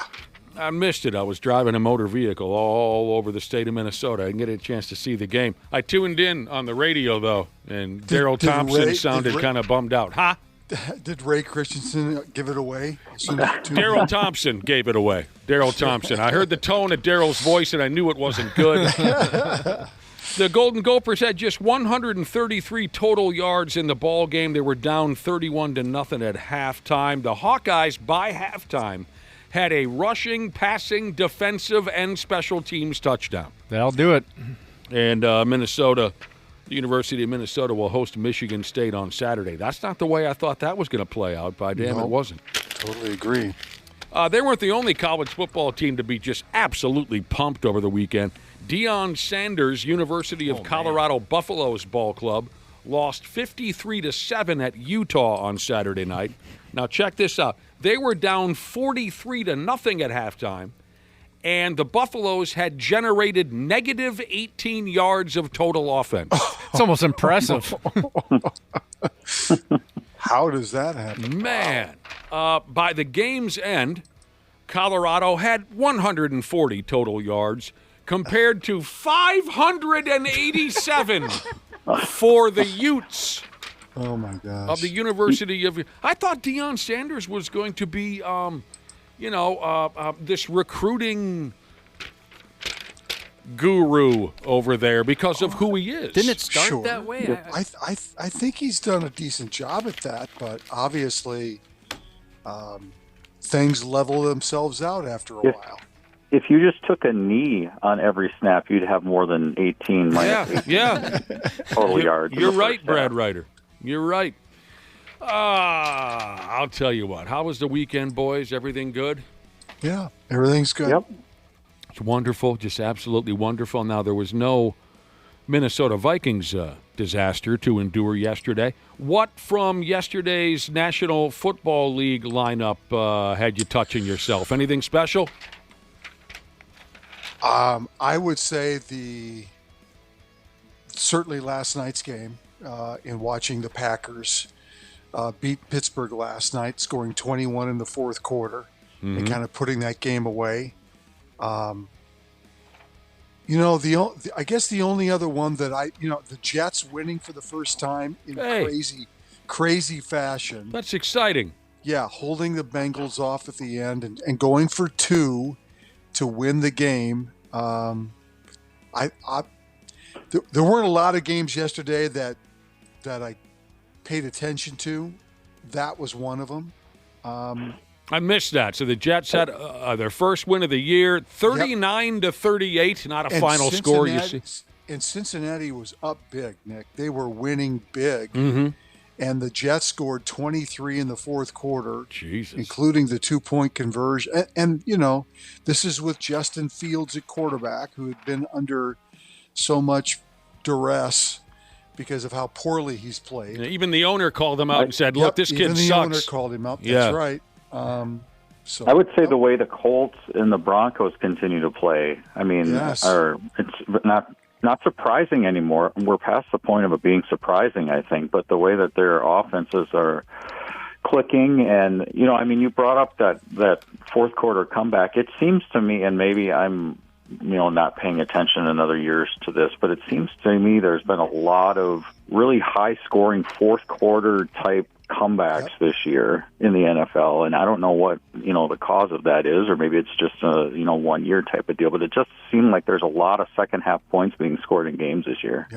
Our buddy Gordon Schenk, who's is he the captain of the Minnesota State Patrol? What's his?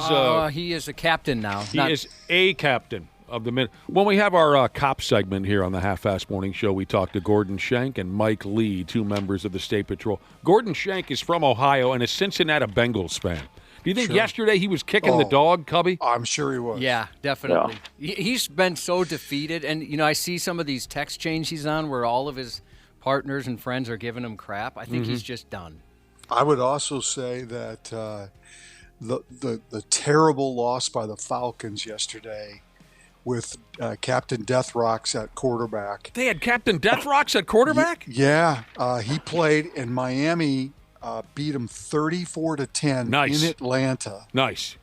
I mean, if you're in one of those survivor pools, probably half the people remaining got knocked out on that one because Atlanta was a heavy favorite to win that football game. Like when bad things happen to Kirk Cousins. Tampa Bay won again. The Bears lost tonight. It's the Commodores and the Chiefs. And the Vikings will get ready for a game this coming Sunday against, don't tell me, the Detroit Lions, I think, right? Yes, and J.J. McCarthy supposedly will be the starting quarterback. Oh, well, who gives a Jesus, I'm so tired of that friggin' story. I could get him out there. Let's play him. How about this poor kid on the New York Giants? You guys were talking about him a week or two ago. Everyone's falling all over this kid. Rookie Jackson Scadaboo. Scadaboo. Yes. A rookie running back for the New York Giants. His ankle twisted the wrong way. It looks like he might be done for the season. He's done. A brutal scene here in Philadelphia is Cam Scadaboo gets a standing ovation going off. His teammates coming up to dap him up, and an injury we're not going to show you. It's not pretty. Just stinks. This kid has brought so much life and great play to the Giants. His foot did everything but just fall completely off of his body. That's too bad. And he was having a hell of a nice, hell of a year, gaining a lot of steam. He was doing television shows and whatnot. Yes, Randy. These young rookies come up to play in the NFL, and I'm sure that they never thought that they would sustain any type of injuries like this. But when you play against huge human beings, grown men, in this violent game, it's just frightening how seriously hurt you can get playing this game. It can happen. But then again, you can have a leg off at home too if you're not careful. So, you know. Sad story from the National Football League yesterday. A former New York Jets center, I remember the guy, by the name of Nick Mangold, has passed away at only 41 years old. And it says here 2 weeks ago he announced he had kidney disease. That's right. I think he was he looking for a donor? Was that part of his? It was just like 10 days after he went public asking for one. Well, damn. That's right. Yeah. That's very sad. And I would imagine kind of shocking that it was only 2 weeks ago. I don't know how sick he was or how sick he had already become before making his announcement that he was suffering from kidney disease. I wouldn't think that such a thing would happen so fast, but I'm the furthest thing from a doctor you'll ever meet. Sounds like a very late diagnosis. That could be it right there, Brad Ryder. Former NFL running back Adrian Peterson's been arrested for allegedly driving drunk. He's still got time to get his third this year. This guy's nuts. He's always been got nuts. Some major problems. He was arrested around 10 o'clock in the morning. Prime time for driving drunk. He was arrested around 10 o'clock in the morning yesterday in Sugar Land, Texas. He was booked on 2 charges. One, DWI. The other, unlawful carrying of a weapon. And Josh is right. He's got a couple months if he wants to make it a hat trick for the year 20 and 25. I don't remember this, but it says here, this is Adrian Peterson's second D-dub of the year. He got busted here in Minnesota. Oh, that's right. After the Vikings draft. Okay, now it rings a bell. Yeah. After the draft party. That's right. After the Vikings had their dopey draft party, a cop claimed that Adrian was going 83 and a 55 at 3 o'clock in the morning. That's how you stay under the radar right there, boys. Yeah. Amazing that he recognized that. This guy is just it makes me sick. All right. Here we go. With more levels and layers to this crooked card game pro athlete mob story. NFL Hall of Famer Antonio Gates has been mentioned as being part of an illegal gambling setup. It sounds like maybe this is separate to what Chauncey Billups is being accused of. It says here, Antonio Gates was not taken into custody, but his name has surfaced in connection with the FBI's massive investigation into this mess.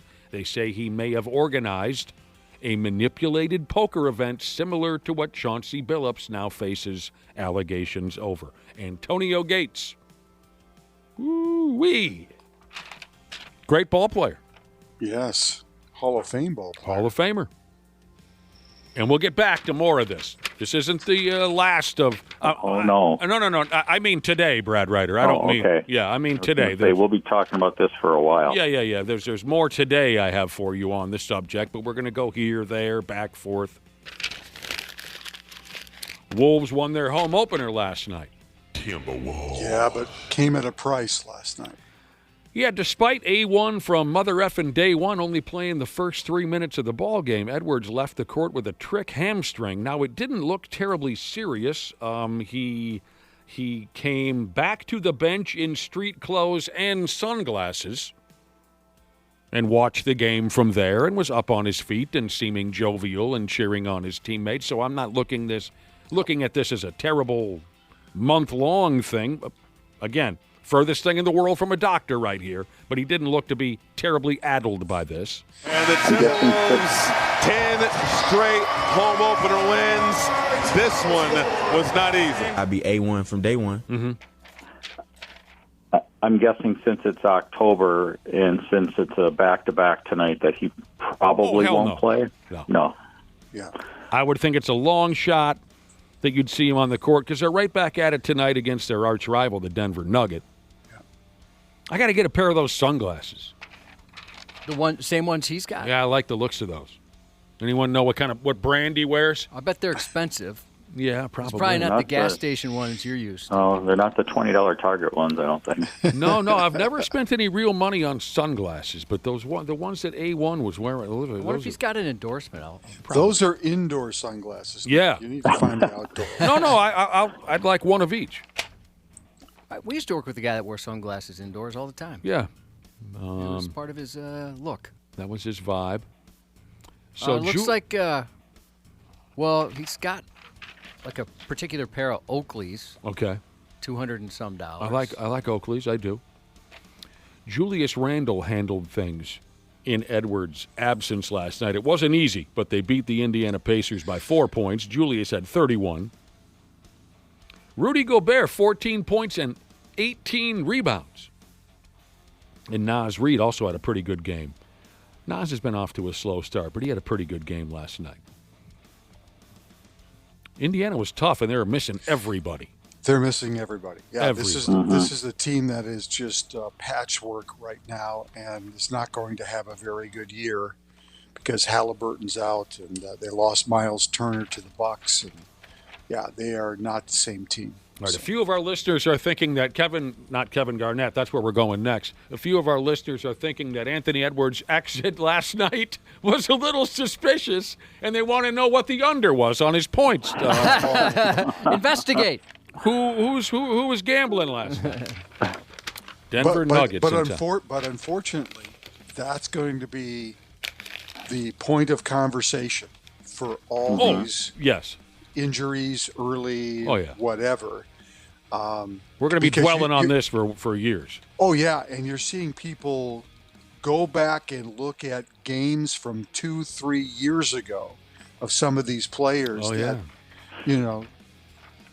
Well, I read about the Rozier one that raised all the flags. I don't know if you saw that one or not, but I don't know. And Nick, if you're going to get to this, I apologize, but the one game in 2013 that raised a lot of people's suspicions at the FBI 2013 or 2023?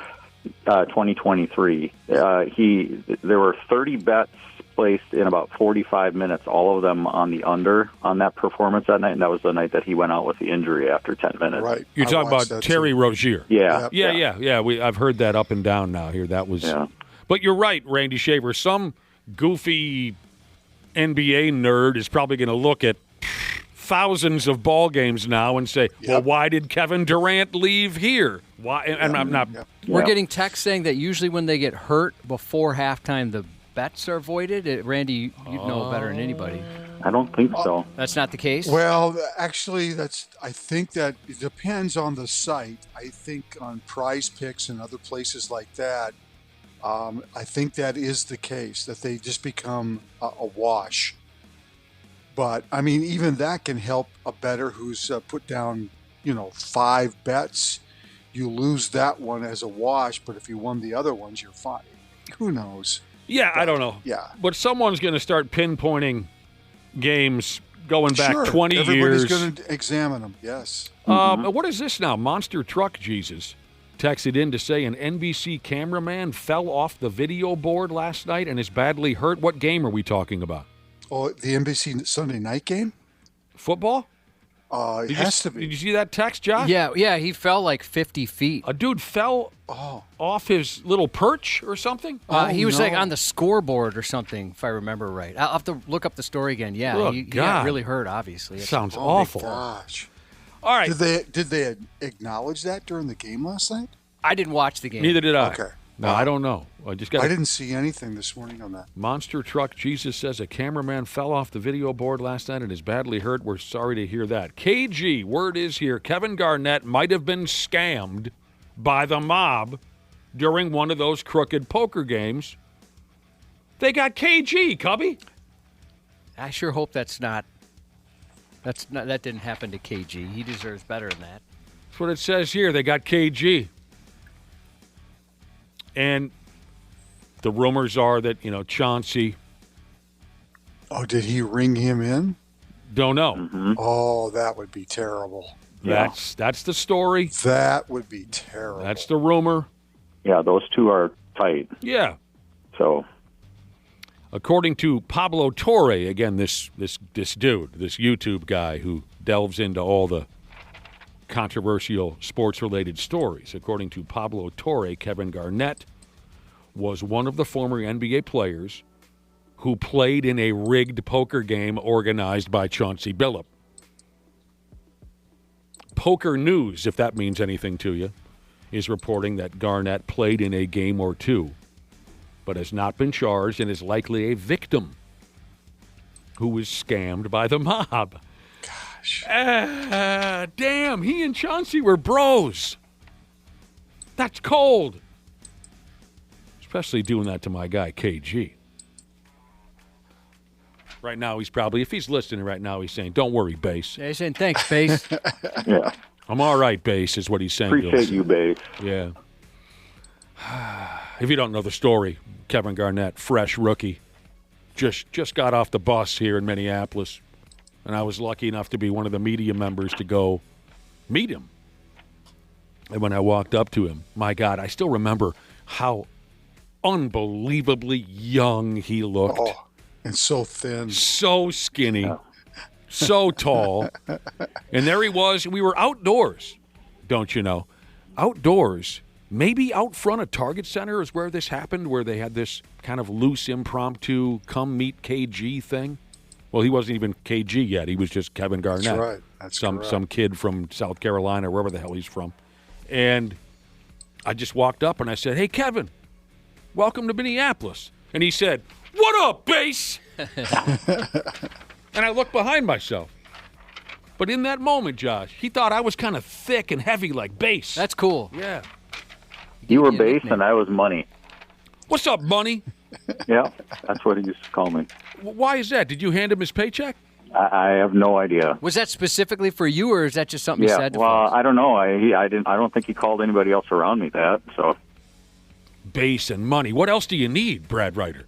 Oh, that was it for me. If you got Bass and Money on your side, I'll never forget. He just looked so kind of like, kind of you know what I'm talking about? Yeah, like he looked so he looked goofy and uncomfortable and young, but that's what he was. And he had a little stocking cap on his head. He looked like the most innocent guy in town. I'll never forget that moment.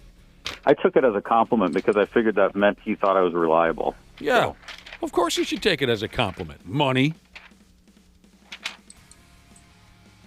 Death. Were there leaf blowers outside of Target Center when you were there? I heard no leaf blowers. Oh, they're down there right now.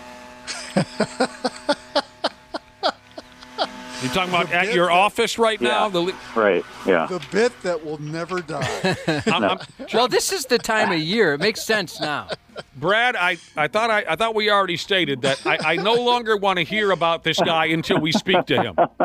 We need to speak to this guy. Until then. Oh, my God. All right. They turned us down a couple of times. But Brad just needs to run downstairs like right now. Just run downstairs and get him. Grab him. Knock him down. Death from above, Kevin Love. Kevin Love's a very funny guy. He's become kind of a thing on social media, hasn't he, Josh? Yeah. I'm not on it, but if I was, I'd follow Kevin Love. I mean, I see the write-ups of some of the things he posts. He does seem like he's a really funny dude. So, a couple days ago, when this Chauncey Billup, Terry Rozier thing broke loose, Kevin Garnett posted a video. Kevin Love. What did I say? Garnett. Sorry. Garnett, yeah. Kevin Love posted a video of Chauncey Billups and Terry Rozier where their faces were superimposed over the Coldplay couple. Do you know what that means when I say that? Yeah.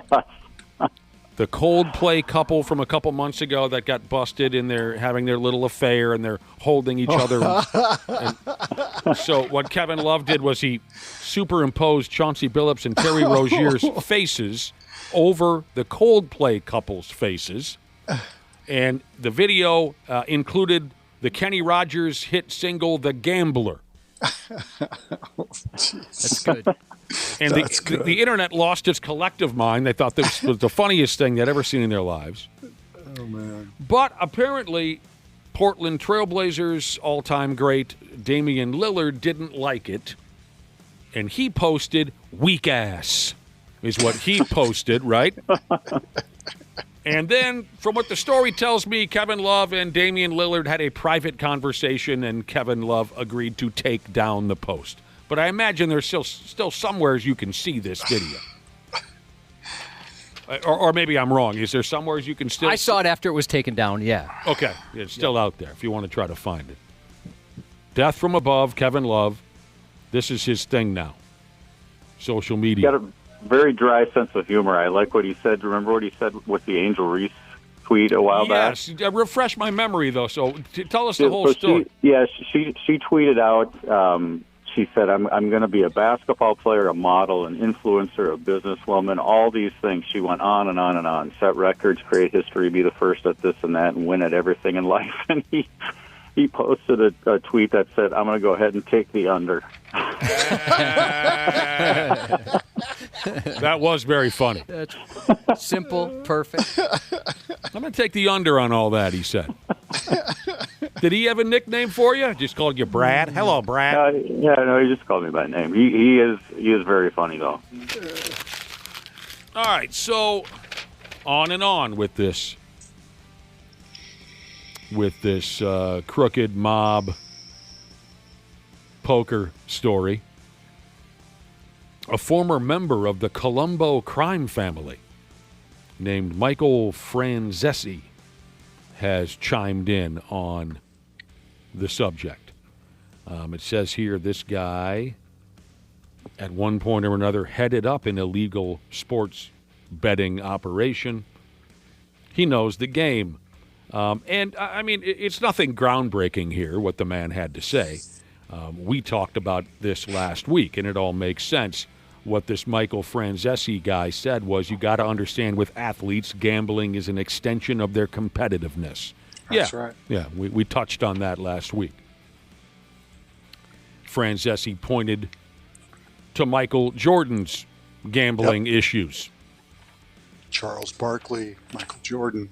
Now, but did you hear what Chauncey Billups' lawyer had to say? No. His lawyer is a feller by the name of Chris Haywood, and he released a statement saying anyone who knows Chauncey Billups knows he's a man of integrity. Men of integrity do not cheat and defraud others. To believe that Chauncey Billups did what the federal government is accusing him of is to believe that he would risk his Hall of Fame legacy, his reputation, and his freedom. He would not jeopardize those things for anything, let alone a card game. Furthermore, Chauncey Billups has never and would never gamble on basketball games, provide insider information, or sacrifice the trust of his team and the league, as it would tarnish the game he has devoted his entire life to. So more or less, Chauncey's lawyer is proclaiming his innocence. I would like to believe all those things. Sure. But when the government goes and arrests you, they're not doing it because they have just a little bit of stuff. Right. So they've been looking at this for a while. Yeah, the lawyer can sit there and say everything that you expect him to say, but I think we all need to wait and see how this plays out before we say that Chauncey Billups is a perfect human being who didn't mean to hurt anybody. Oh. Okay, of course. We'll wait and see. Yeah. Yeah. Man. That guy's going to make some money over the next few months, isn't he? Chauncey Billups' lawyer? Oh, yeah, he'll be doing okay. Yeah. Good God, he's going to get a place on Gull Lake by the end of the week. Hope he aims a little higher than that. What the hell's wrong with getting a place on Gull Lake? Oh, man. I've always wanted a place on Gull Lake. That's your idea of success right there, a place on Gull Lake. Yeah, I can afford a place on Round Lake. Anybody can live on Round Lake. But Gull Lake, that's where it's at. How about Cross Lake, Josh? That's shoot, yeah. We should buy a cabin together on Cross Lake. I'd love that. Something like that'd be awesome. You know who I once saw live in concert in Cross Lake? Who's that? Mike Tramp of White Lion. Oh, is that when he was kind of his own roadie? Yes, he brought in all the drums, guitars, amplifiers, and microphones, and I think there were a total of 7 people there the night that Mike Tramp from White Lion played in Cross Lake. I saw, I've been watching a lot of White Lion videos, and I saw some Mike Tramp stuff more recently, and it was kind of the same thing. Lightly attended. He still looks happy to be doing it. Can't quite sing the high notes like he used to, but that's not easy at his age. He's no kid anymore. You know, soon enough, the NBA and WNBA are going to have to start playing ball games behind glass or something in a dome because fans can't behave themselves. Friday night's game between the Cleveland Cavaliers and Brooklyn Nets was interrupted briefly by a jack-off running onto the court directly at Donovan Mitchell of the Cavaliers. That'll be the 4th team foul against the Nets, and we have a fan come out on the floor and immediately get taken away by security. I watched the video on my phone, and I'm going a little bit blind, so it's tough to tell. But did it look like to you the guy was squaring up to fight? That's what it appeared. Okay, that's what it seemed like. To look like at first, Josh, that maybe he wanted to fight the Spider. That's Mitchell's nickname. Did you know that, Spider? I didn't know that. Was this a home game? No, it was in Brooklyn. Okay. But, of course, Josh, that's what I thought, too. It looks like this guy wanted to fist, but his hands were up like And he kind of like got in a crouch almost at first. It looked like he was putting up his dukes, but take a wild guess what he was really doing. Being funny? Pointing his phone at Donovan Mitchell. Oh, so he had a phone? I didn't see that he had a phone in his it hand. was social media. That was the motivation. The jack-off had his cell phone pointed at Donovan Mitchell. He's So lucky he didn't get his butt kicked. just like the root of a lot of our problems these days, it was also the guy can be more popular on social media. And he was arrested and thrown out of the ball game. It was really stupid. But they're going to have to put these guys behind glass like a friggin' hockey club. The punishments need to be a little bit harsher than what they are to stop people from doing this. I mean, yeah, they go to jail for a night or two. Yeah. What do they get charged with? Trespassing? I don't know. Can anyone tell me? Oh, like what did they actually get charged? Yeah. Good question. Sure, they get banned for, I don't. It's just so dumb. Take away their internet privileges. Some of those guys, that might be all they need. Dude, that's it right there, Cubby. Ban them. Some of those fantasy football punishments that we were talking about, and then they wouldn't do Sit it. at a Waffle House and eat baby turds or whatever. I think Cubby's nailed it. If you ban these sumbitches from the Well, internet, you can't. How do you ban somebody? I from don't the know. internet? There's Send them ways. Send them to Siberia. I've heard there's ways they can track your internet activity. You're being tracked right now, Randy. You probably got that shot. Yeah, there's much smarter people than the five of us that could figure that out. Ban them from the internet. I bet you that would. But people looking to create content and whatnot. Yeah. For sure. You're being tracked right now, Randy. They know where you are. Heck yeah. Of course, they know where I am. You might be where, kind where of am I shocked. Where am I going to go? Well, you're physically unable to go anywhere anymore. That's right. So, yeah, they know where you are. They know that, too. This was a very unique little episode from this past Friday night's basketball game between the Boston Celtics and New York Knickerbockers. This was effing funny. Jaylen Brown of the Celtics had an unfortunate moment during the ball game. During the game, Jaylen Brown, you guys know who I'm talking about, right? Yep. Yes. He's driving the basketball. He's being guarded by a member of the Knicks named OG Anunoby. Yep.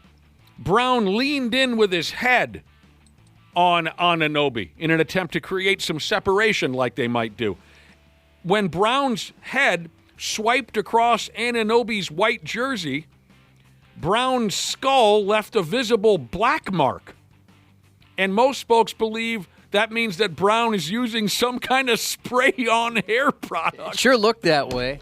Which then rubbed off on the guy's jersey. I mean, it wasn't subtle either. He's spraying on his hairdo like you see in those cheap late-night commercials. How does it not just drip from sweat anyways? That's kind of crazy that he would think he could get away with it. That's what happened to Carlos Boozer. Yeah, remember those photos?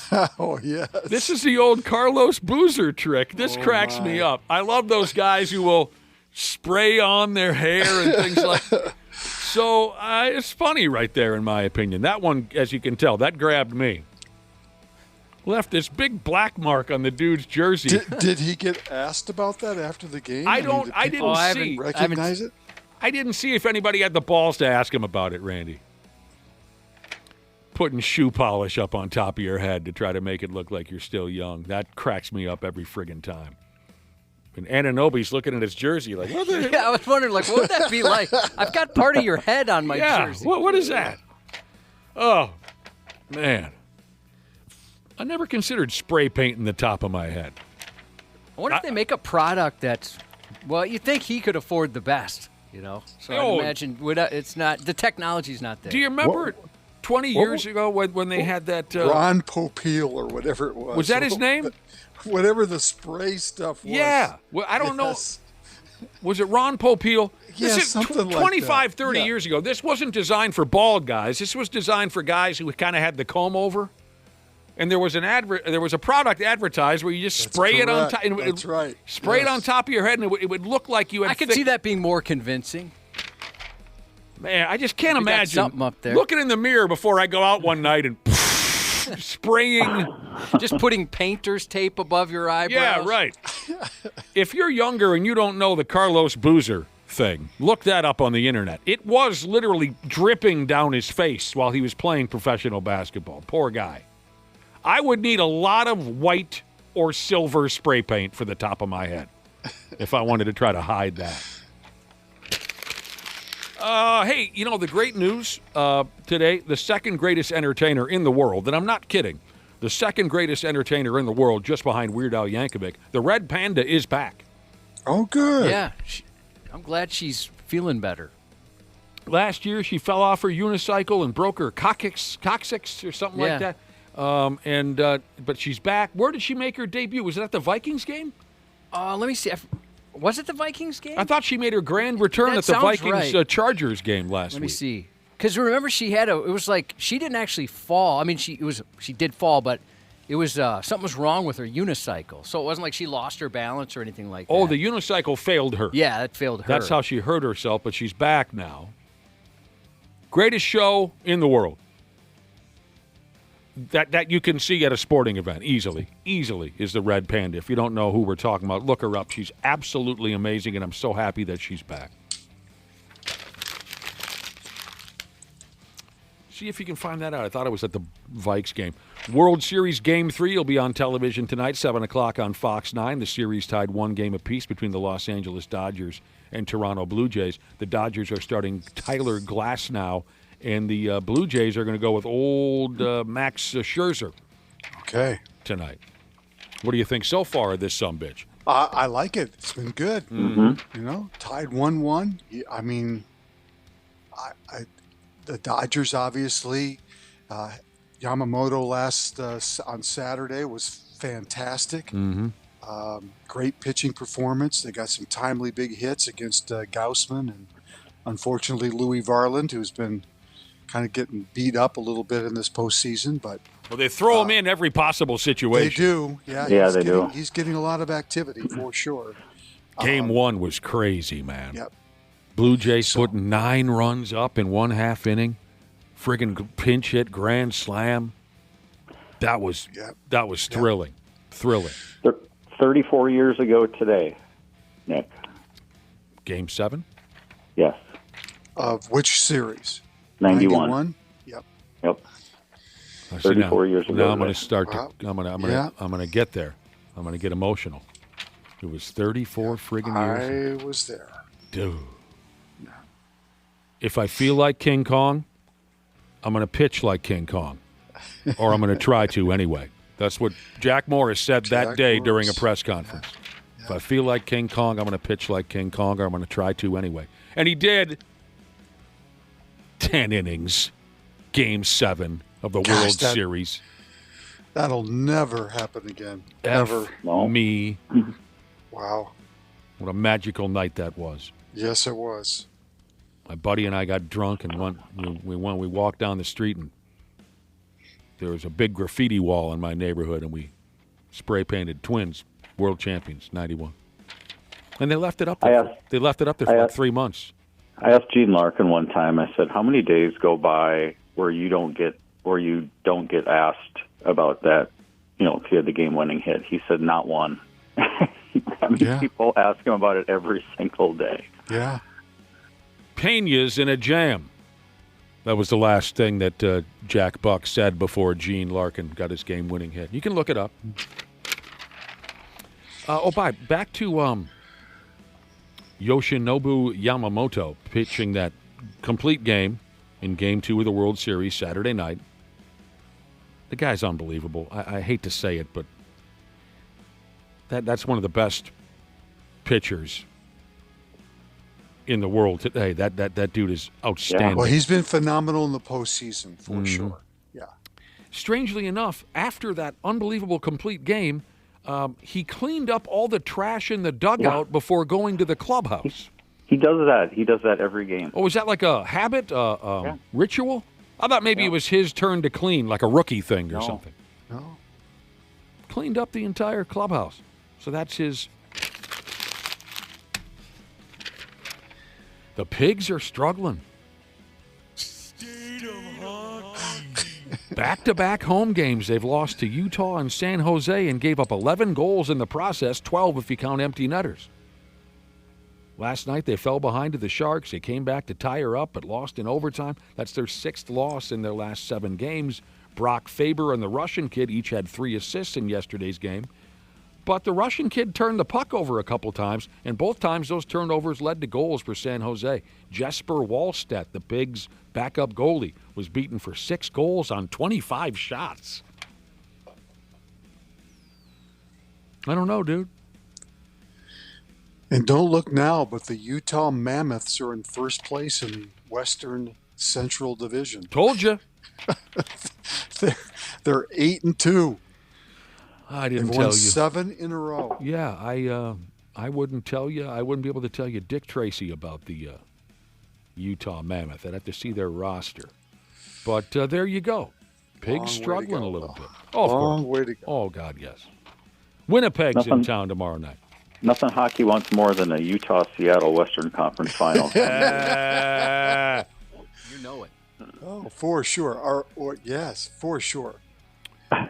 Can't think of a better combination. So it or was, maybe a Columbus, Utah Stanley Cup. Stanley Cup Final. There you go. Yeah. That'll put those Canadians in a tailspin. They see that one. Oh, you're the most hardcore Canadian living in Moose Jaw, Saskatchewan. Yeah, I can't wait to watch the Columbus, Utah Stanley Cup. Oh man. I remember when Anaheim and Ottawa met in the Stanley Cup Finals. Yes. Oh, I've been 20 years ago now, 15 years ago. And Josh, you and I were out to lunch with former Viking Matt Burke. And we're just jaw-jacking, and Matty Burke says, well, I bet you boys want to rush home and see that Anaheim-Ottawa game 1 of it. He said that the history there is unbelievable. The rivalry. But I said, oh, God, yeah, that's a can't-miss kind of a... So there you friggin' go. All right, yeah, 34 years ago today, Brad Ryder, the Twins won the 1991 World Series. God, that's magical. Just to talk a little bit about it. And you don't want to give me too much room because I'll talk all day about it, but... Think about it. People under 40 years old probably have no recollection of that. Well, Dana, you don't remember anything about that. You were building a blanket fort. 4 or whatever. Oh, that was the night you were building a... Game 6, I was building a blanket fort. Because my parents were at that game, and so I was at home with the babysitter, building a blanket fort, completely oblivious to it all. Yeah. I do remember, though, and I appreciate this now as I got older, our teacher actually in kindergarten wheeled in a TV so we could watch the parade the next day. Oh, that's really cool. And then I appreciate it more as I got older, where teachers would act like, God forbid we put on 5 minutes of the NCAA tournament at the end of the period, as if like our education would be ruined. And then guess what we're going to hear a lot about in 3 or 4 days, which we hear about every year. Okay, so in 3 or 4 days... Oh, the snowstorm. Yeah. Oh, yeah, right. you know what? Right. I haven't seen any articles on that yet. You're right. We do hear about that every year. The Halloween blizzard 4 days later. That was awesome. That was and fun. they're playing football on Halloween, so that kind of the timing of it is perfect. Right, the Halloween blizzard of 1991. Sure, they beat the piss out of that on the television news. But yeah, me and my buddy Chops were sitting at the house drinking Budweiser and watching the storm roll in and having a good time with it. And next thing you know, Cubby, I had a friggin' shovel in my hand. It was a total nightmare. Oh, yeah. There was a knock at the friggin' front door. Number one, no one ever came to the front door at that house, so I thought, what the hell is this? Middle of a blizzard, there's a friggin' knock at the front door. It was the neighbor lady, and she says, yeah, my husband's got to go to the emergency room. His kidneys fell out or something. Can you young guys come over and help us shovel a path so the ambulance can get in there? And I said, no, we're trying to drink Budweiser over here. Watch the storm. But we did. So me and Chops went, about killed ourselves, even though we were only 20 years old or whatever, 19 years old. We went over there and had to shovel a path so they could save the neighbor's life. Sucked. It ruined the whole friggin' occasion. Was it you lived on a busy road like I did? Yeah. Did it kind of look like the apocalypse where there was just cars stuck everywhere, abandoned cars? It was the same by us. It was beautiful, beautiful. There you go. All right, boys, have a good one. Thanks for every damn thing. You bet. Okay. Half-assed Morning Show. 93X. You podcast listeners are smart. We say that all the time around here. Much more intelligent than your average listeners. That's why I know if you haven't already scheduled your furnace tune-up with my friends at Standard Heating and Air, you're going to do so soon. Appointments are booking up fast, so get something scheduled with Standard today. You can save $30 on a tune-up if you act fast. Keep a little walking around money in your pocket. Enjoy the show, pals, of the podcast, and schedule that tune-up today at standardheating.com. This episode brought to you by Progressive Insurance. Do you ever find yourself playing the budgeting game? Shifting a little money here, a little there, and hoping it all works out?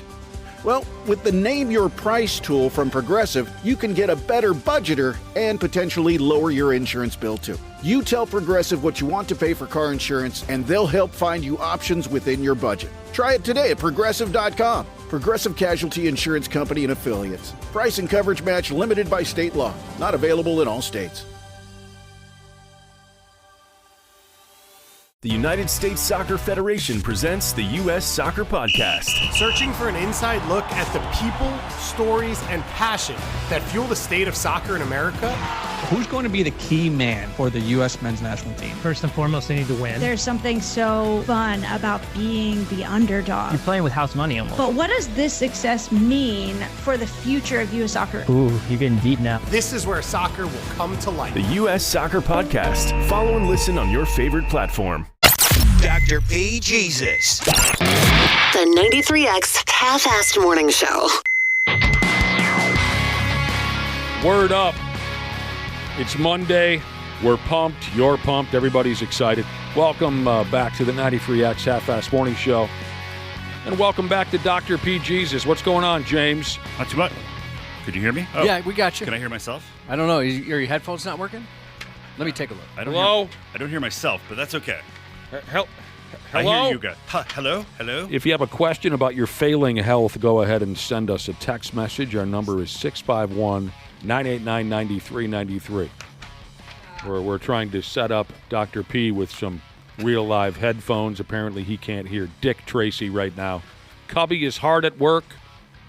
I'm looking at the top of Josh's bald head right now as he's all hunched over trying to run cords this way and that way. We got nothing, huh, Dr. P? You can't hear a damn thing?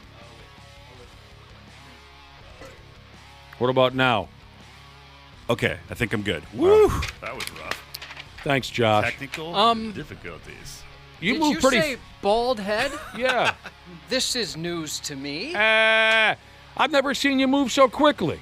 Well, I don't like it when Dr. P's unhappy. He gets very cranky. 651-989-9393 if you have a question for Dr. P. Dr. P just told us something very interesting a minute or two ago off air. He has never in his life played a game of bingo. That's a bingo. I can't believe that. Like, not in school or anything. We played in school even. He actually, Dana, so November 9th, Sunday, November 9th, we've got a bingo fundraiser coming up at the Wise at American Legion. We won't get into the details now, but that's what we started talking about, this bingo event we have in a couple weeks. And Dr. P said, how do you play? He said, I've never played a... Fun. If I get there early, will there be like a tutorial for newcomers? If you need a tutorial, they need to take away your doctorate immediately. Yeah, how'd you go to med school and not know how to play bingo? I think you'll be able to figure it out. Never once. Sat down. I feel like I've been there and kind of seen people do it, but maybe I just wasn't engaged in it. So you don't know anything about the letter X or the postage stamp or the coverall or the, what am I missing? Four corners? You don't know anything? Oh, I definitely don't know any of that. I mean, I think you're supposed to get a line of blots, right? But four corners, I don't know. No. We'll have to. There's only four of them. If you I'll probably be winning and I won't even know. Well, okay, that's a possibility. I didn't consider that. I'm sure there's people around you that'll help you. I think... I told you before, I have a whole arsenal of daubers. We forget, every time we go play, we forget to bring them, so we have to buy them each time. So everyone on Earth has the same problem, you think Josh. So? People who play? We've got 25 of them. So don't feel silly about that. You're not alone. We always forget to bring the daubers, and then you got to... Dr. P, a man of your intelligence... We'll be able to figure the game out. Pick it out pretty quickly. You'll figure it out quickly. But this is, I think that's really, Never once have you sat there and played a game of bingo? Not that I recall, no. Here's something you need to know. If you win, you're going to piss off every old person in the room. I mean, I actually, like doing some rounds and maybe a little volunteering in nursing homes. I've seen it played, but yeah, I don't think they were encouraging me to play. What about blackjack? Is that 21? Yeah. I have actually done that very briefly at a casino before, but I felt really, really inadequate and uncomfortable. Poker? Oh, absolutely not. Hide the pickle. I was a professional at that one. Can you, before we get to questions Yeah. here, 651-989-9393, that is our Luther Bloomington Kia text line. Can you diagnose something that happened to Dana last week that I wanted to revisit? Dana was trying to As long set as it up... doesn't have anything to do with bingo, yes. No, nothing to do with bingo. What happened here? You're listening to the Half-Ass Morning Show. Is he going through puberty? That might be reverse puberty, I guess. Wow. Is he aging backwards? Hit that one more time. All right, that's fun, isn't it? You're listening to the Half-Ass Morning Show. Dude. That's quite a crack. I'm so glad that happened on the air. Oh, I know. Because it happened. So we have an intercom system between our two studios, and sometimes Dana will tell us, hey, we got 2 minutes or something, and it happens then. But thankfully, that happened on the air. What a treat that was for all of us. So All nothing right. to be concerned I'm about? glad you have it captured.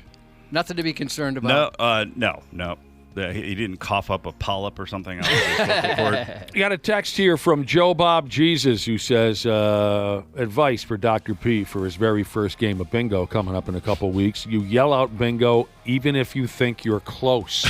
Oh, that'll get you kicked out. When you're getting close to bingo, just yell bingo out just to warm up. Just to get people excited. All right. Whoa. A couple of questions have come in via our text machine, and thank you again. 65199. How do you say it, Josh? 651-989-9393. Luther Bloomington Kia text line. 2 questions about TRT. Testosterone treatment? That would be my guess. Replacement treatment. Okay. That's what it stands for exactly. Testosterone replacement treatment. Therapy.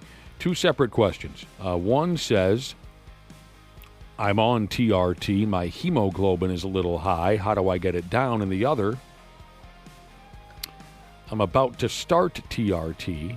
What can I expect? I'm going with the gel method. So we got one person who's just firing it up, one who's been taking it for a while and is having hemoglobin issues.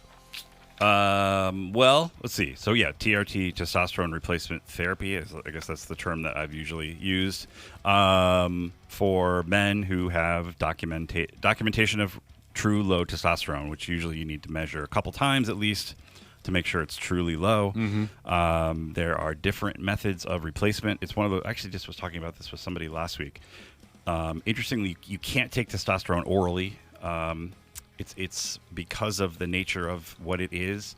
If you do that and you take it into your mouth or the other end even, if it's absorbed through your gut, it goes through the liver quickly. What, you can take it rectally? I mean, you could. Why would anybody choose orally? Right. Why? You can eat while you're doing it.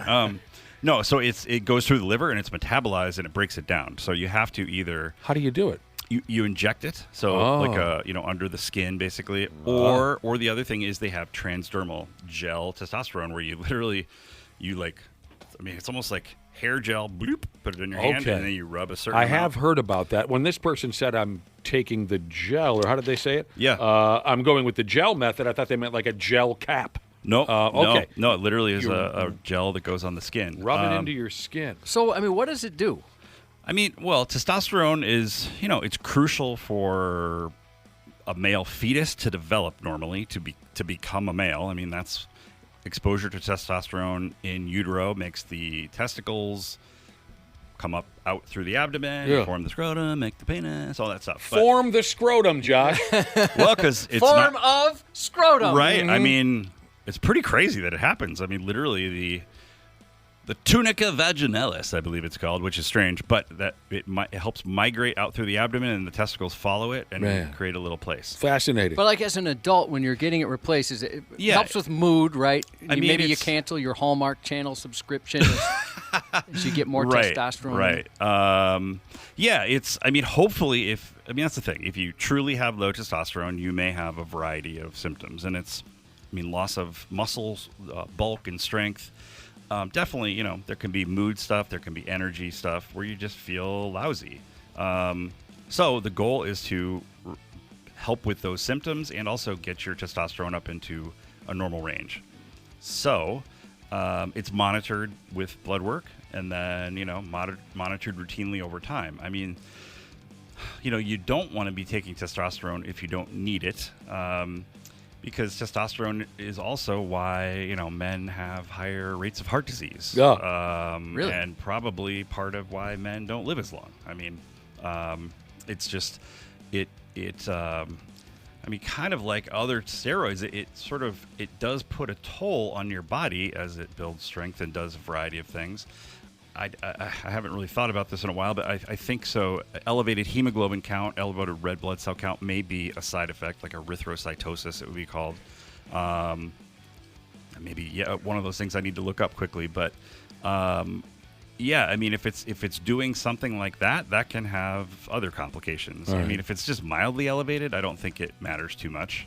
But if it's very elevated, that can have implications. So. Yeah, you're on it. You try to get it into a normal range, and hopefully whatever symptoms you had are feeling better, and then you can kind of just stay on that indefinitely. Is it something like Nick and I both know some power lifters who have maybe taken a substance or two and they become giant jerkwads? Can testosterone do that too? I think if it's done excessively, it could. It is a different. It is a steroid, basically testosterone. It's just you end up turning over bar tables and whatnot. Right. Yeah, I think if you're being dosed and being followed by someone who's responsible, then they shouldn't be getting you to be doing stuff like that. Right. Is it too much testosterone that causes your hair to fall out? I think it's. I don't know if it's too much testosterone. It's a combination of. I'm going to give you guys the benefit of the doubt and say yes. You guys have massive. A little too manly. You better believe it. Yeah. I think men who lose hair tend to have higher testosterone, and then it's also just that the hair follicles in your head are testosterone sensitive. So the hair follicles there cycle faster. So if you're 50 years old, your hair follicles think you're like 100 years old. That's kind of a way to think of it. Like, for whatever reason, it's... Stupid hair follicles. I don't know. Hair follicles are jerks. Yeah. I'm not sure what the evolutionary development of that would have been. Fair enough. You looked... Maybe, did you have a mustache when you were 12? I don't know. No, it took me a while before I so I don't know. It's I've never seen any, explanation of why some guys have that, but... Cool. Maintenance manager Jesus said he's been having a lot of pain around his sternum to the right, or just kind of more to the right of the sternum, especially when he coughs or sneezes. What up with that, he says? It's cool that he knows sternum. So the sternum is the breastbone. You're a breastbone. I have been called that before. Mm-hmm. So with a cough, it hurts. Obviously, anytime people talk about chest pain, we always say, hey, you might want to go get that checked out, because unfortunately chest pain can be a million different things, and it gets everyone excited when you show up at an office. It's a million different things, and it's all bad. No, it's not all terrible. I'm kidding. I'm just trying to scare people. Yeah, but on the list there are things that are bad, like particularly, heart problems or like a blood clot in your lung or something. Oh, God. More than likely there's a little bit of pleurisy going on. Say what now? What is that? Basically, it's irritation of the lining of the lung, which can sometimes happen with like a viral infection. Oh, God. I always had pleurisy when I was a kid. You never heard that one before, Cubby? I was the pleurisy king of Hennepin County from the years 1978 to 1986. Always had pleurisy. Yeah, I've never heard of that. Interesting. But it's things that happen when you cough like that are often related to, sometimes taking a deep breath. That'll affect it too. So it could very well be associated with some sort of a viral infection.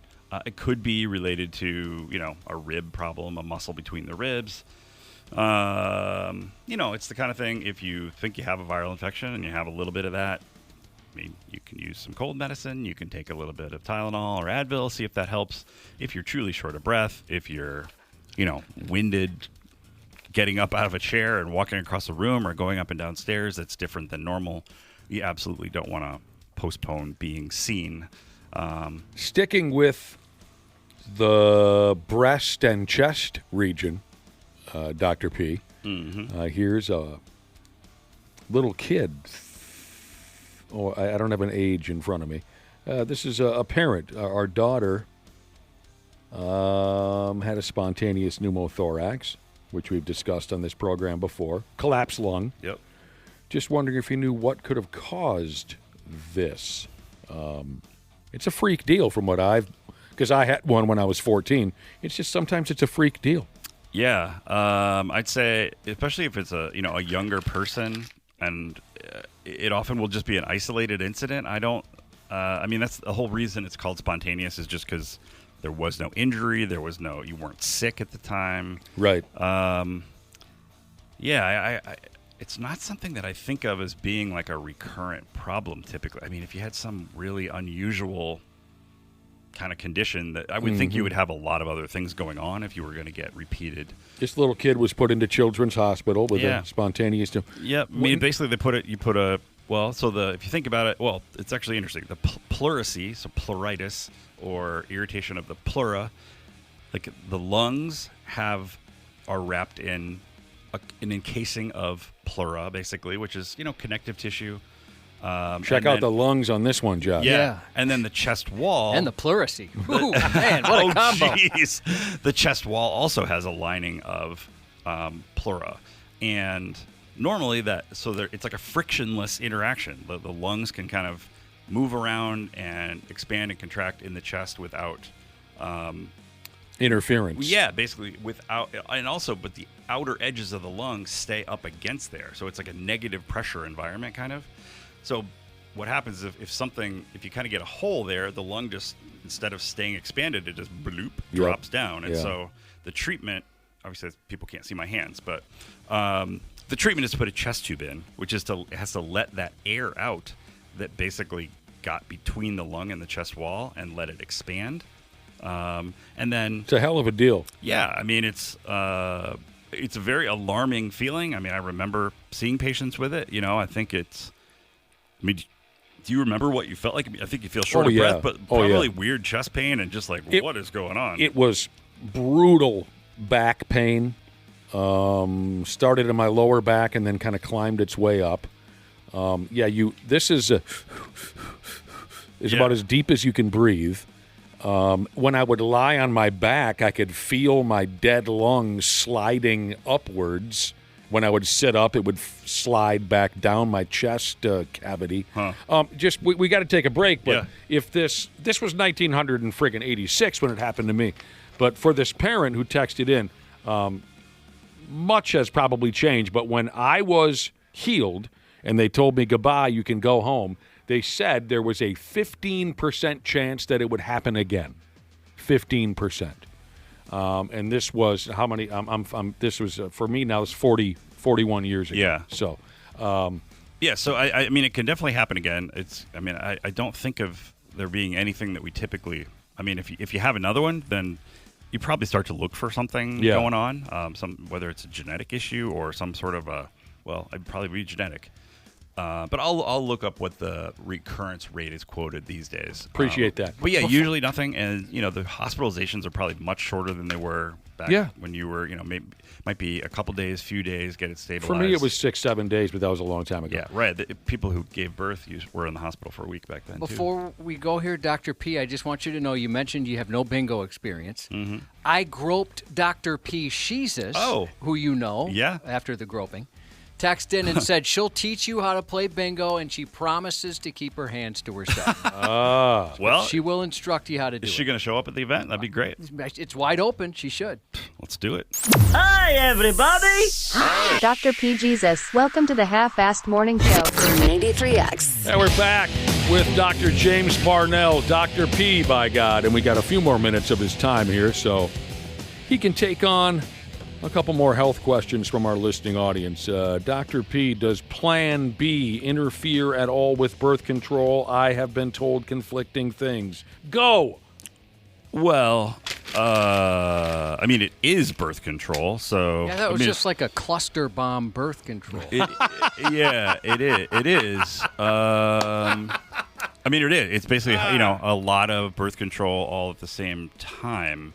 Yeah, so does it interfere with traditional birth control? The pill, I imagine, is what they're asking? Yeah, I mean, I don't think it should really interfere with it. I mean, it just kind of overrides it. Here's someone who can never be too careful, I'll tell you that. Right, right. Just do Plan A and Plan B all the time. The cluster bomb, I'll remember that one. Yeah, no, that's not a bad way to put it. I think you generally would just kind of, oh boy, I'm going to have to... Yeah, some of these things, it's terrible, all these things that have come out since I was in med school. But yeah, I mean, I think you would just continue your regular routine with your pill as opposed to starting over again, though I might have to look that up really quickly. I'll tell you what, Cubby, if that's my girlfriend, I would have to say to her, man, you really don't want to have my baby, son. I mean, what's so bad about my genetics? Come on, I'm not that ugly. But yeah, no, it's high doses of birth control pill, so it often will throw off any kind of menstrual cycle you might normally have, even with the pill, that'll be all out of whack. But, no. Fishing in the dark, Jesus said, "Why do I get lightheaded after standing from a crouching position?" Well, I can't. If I bend over, like my head goes down a little bit, then I'll get lightheaded for sure. So I have to look ridiculous where I'm trying to keep my head in a normal position when crouching, because I get the same thing. Okay. Get pretty lightheaded. Yeah, I mean, people who tend to have slightly low blood pressure, whether it's just because that's who they are or they're on blood pressure medication, maybe have that symptom more often. The reason with crouching is because when your knees are bent like that and you're squatted down, there's positive pressure pushing on the veins. It's kind of pushing blood up to your heart. And then when you stand up, suddenly there's that lack of pressure and gravity, so there's like a decrease in the amount of blood coming back to your heart briefly, and so there's just like a little transient sense of not quite getting enough blood to your head, and people go, whoa. So it's not terribly uncommon if it's happening all the time. Then you probably, if you're being treated for blood pressure medicine, you might be on too little, or I mean, there's other conditions where it can actually become a significant problem as people get older, particularly older than us, so like elderly, not just like middle old. Your blood vessels become less compliant, they call it, so they can't expand and contract as much, and they're even at more risk of that. So just getting up out of a chair, even if your blood pressure is pretty normal, older folks are at more risk of whoop. So, I mean, that's one of the reasons as people get older, you talk to them about being a little more thoughtful about getting up. And if you start passing smooth out and wringing your head off the sink and whatnot, then you... right. No, it's a bad deal. So, so if it keeps happening all the time, or if it's something has changed, then, you would want to get that looked at. To follow up on the spontaneous pneumothorax for kids, it's very interesting. The numbers are pretty unclear. There's like only a certain... There's not that much research or studies that have been done on it. I think the most common quote was probably sort of what they told you. Like, what did they say to you? They said... When I had a spontaneous pneumothorax, and I was 14 years old, they said it was kind of... how should I put this? I was more in line. I was more susceptible to it because I was a skinny, athletic kid. Mm-hmm. That's what they told me. They said skinny kids who do a lot of running around, hell-raising, are more susceptible to that kind of a thing. That's what they told me. Yeah, and I think it can range from maybe a 20% recurrence rate. It could be lower, and some of these series show it's higher. So it's if you have asthma or if you have any kind of lung condition, it's more likely. But yeah, I think they just have to see what happens over time. And again, if it's a recurrent problem, then you do start looking for then you're in trouble. Other causes. Oh, you want to try a quick quiz before we go, Dr. P? I guess. Says here. If you must. Yeah, I don't know why you got to come off so excited about it. Well, it just depends what it's about. Yeah, if it's about bingo, we know you're out. You're a doctor. Right. There are 10 organs that humans can live without. Can you name them? Oh my According to God. experts, there are 10 organs that humans can live without. Okay. Yeah, go ahead. Well, you can be missing a kidney. You can be missing a lung. You can be missing a gallbladder. You can be missing a pancreas. Or testicles and ovaries organs? Can I count those? They're not really. No. Without a thyroid. Oh, well, wait a minute. Sorry. Yes. I mean, I think reproductive organs. Yeah, We're going to count that one. Sorry. Reproductive, thyroid. That isn't listed, but that really thyroid gland. I'll take your word for it. Okay. Well, so parathyroid's not on there either. Adrenals, do they have that in there? Want to tell me? You did really well. You want me to tell you what you're missing?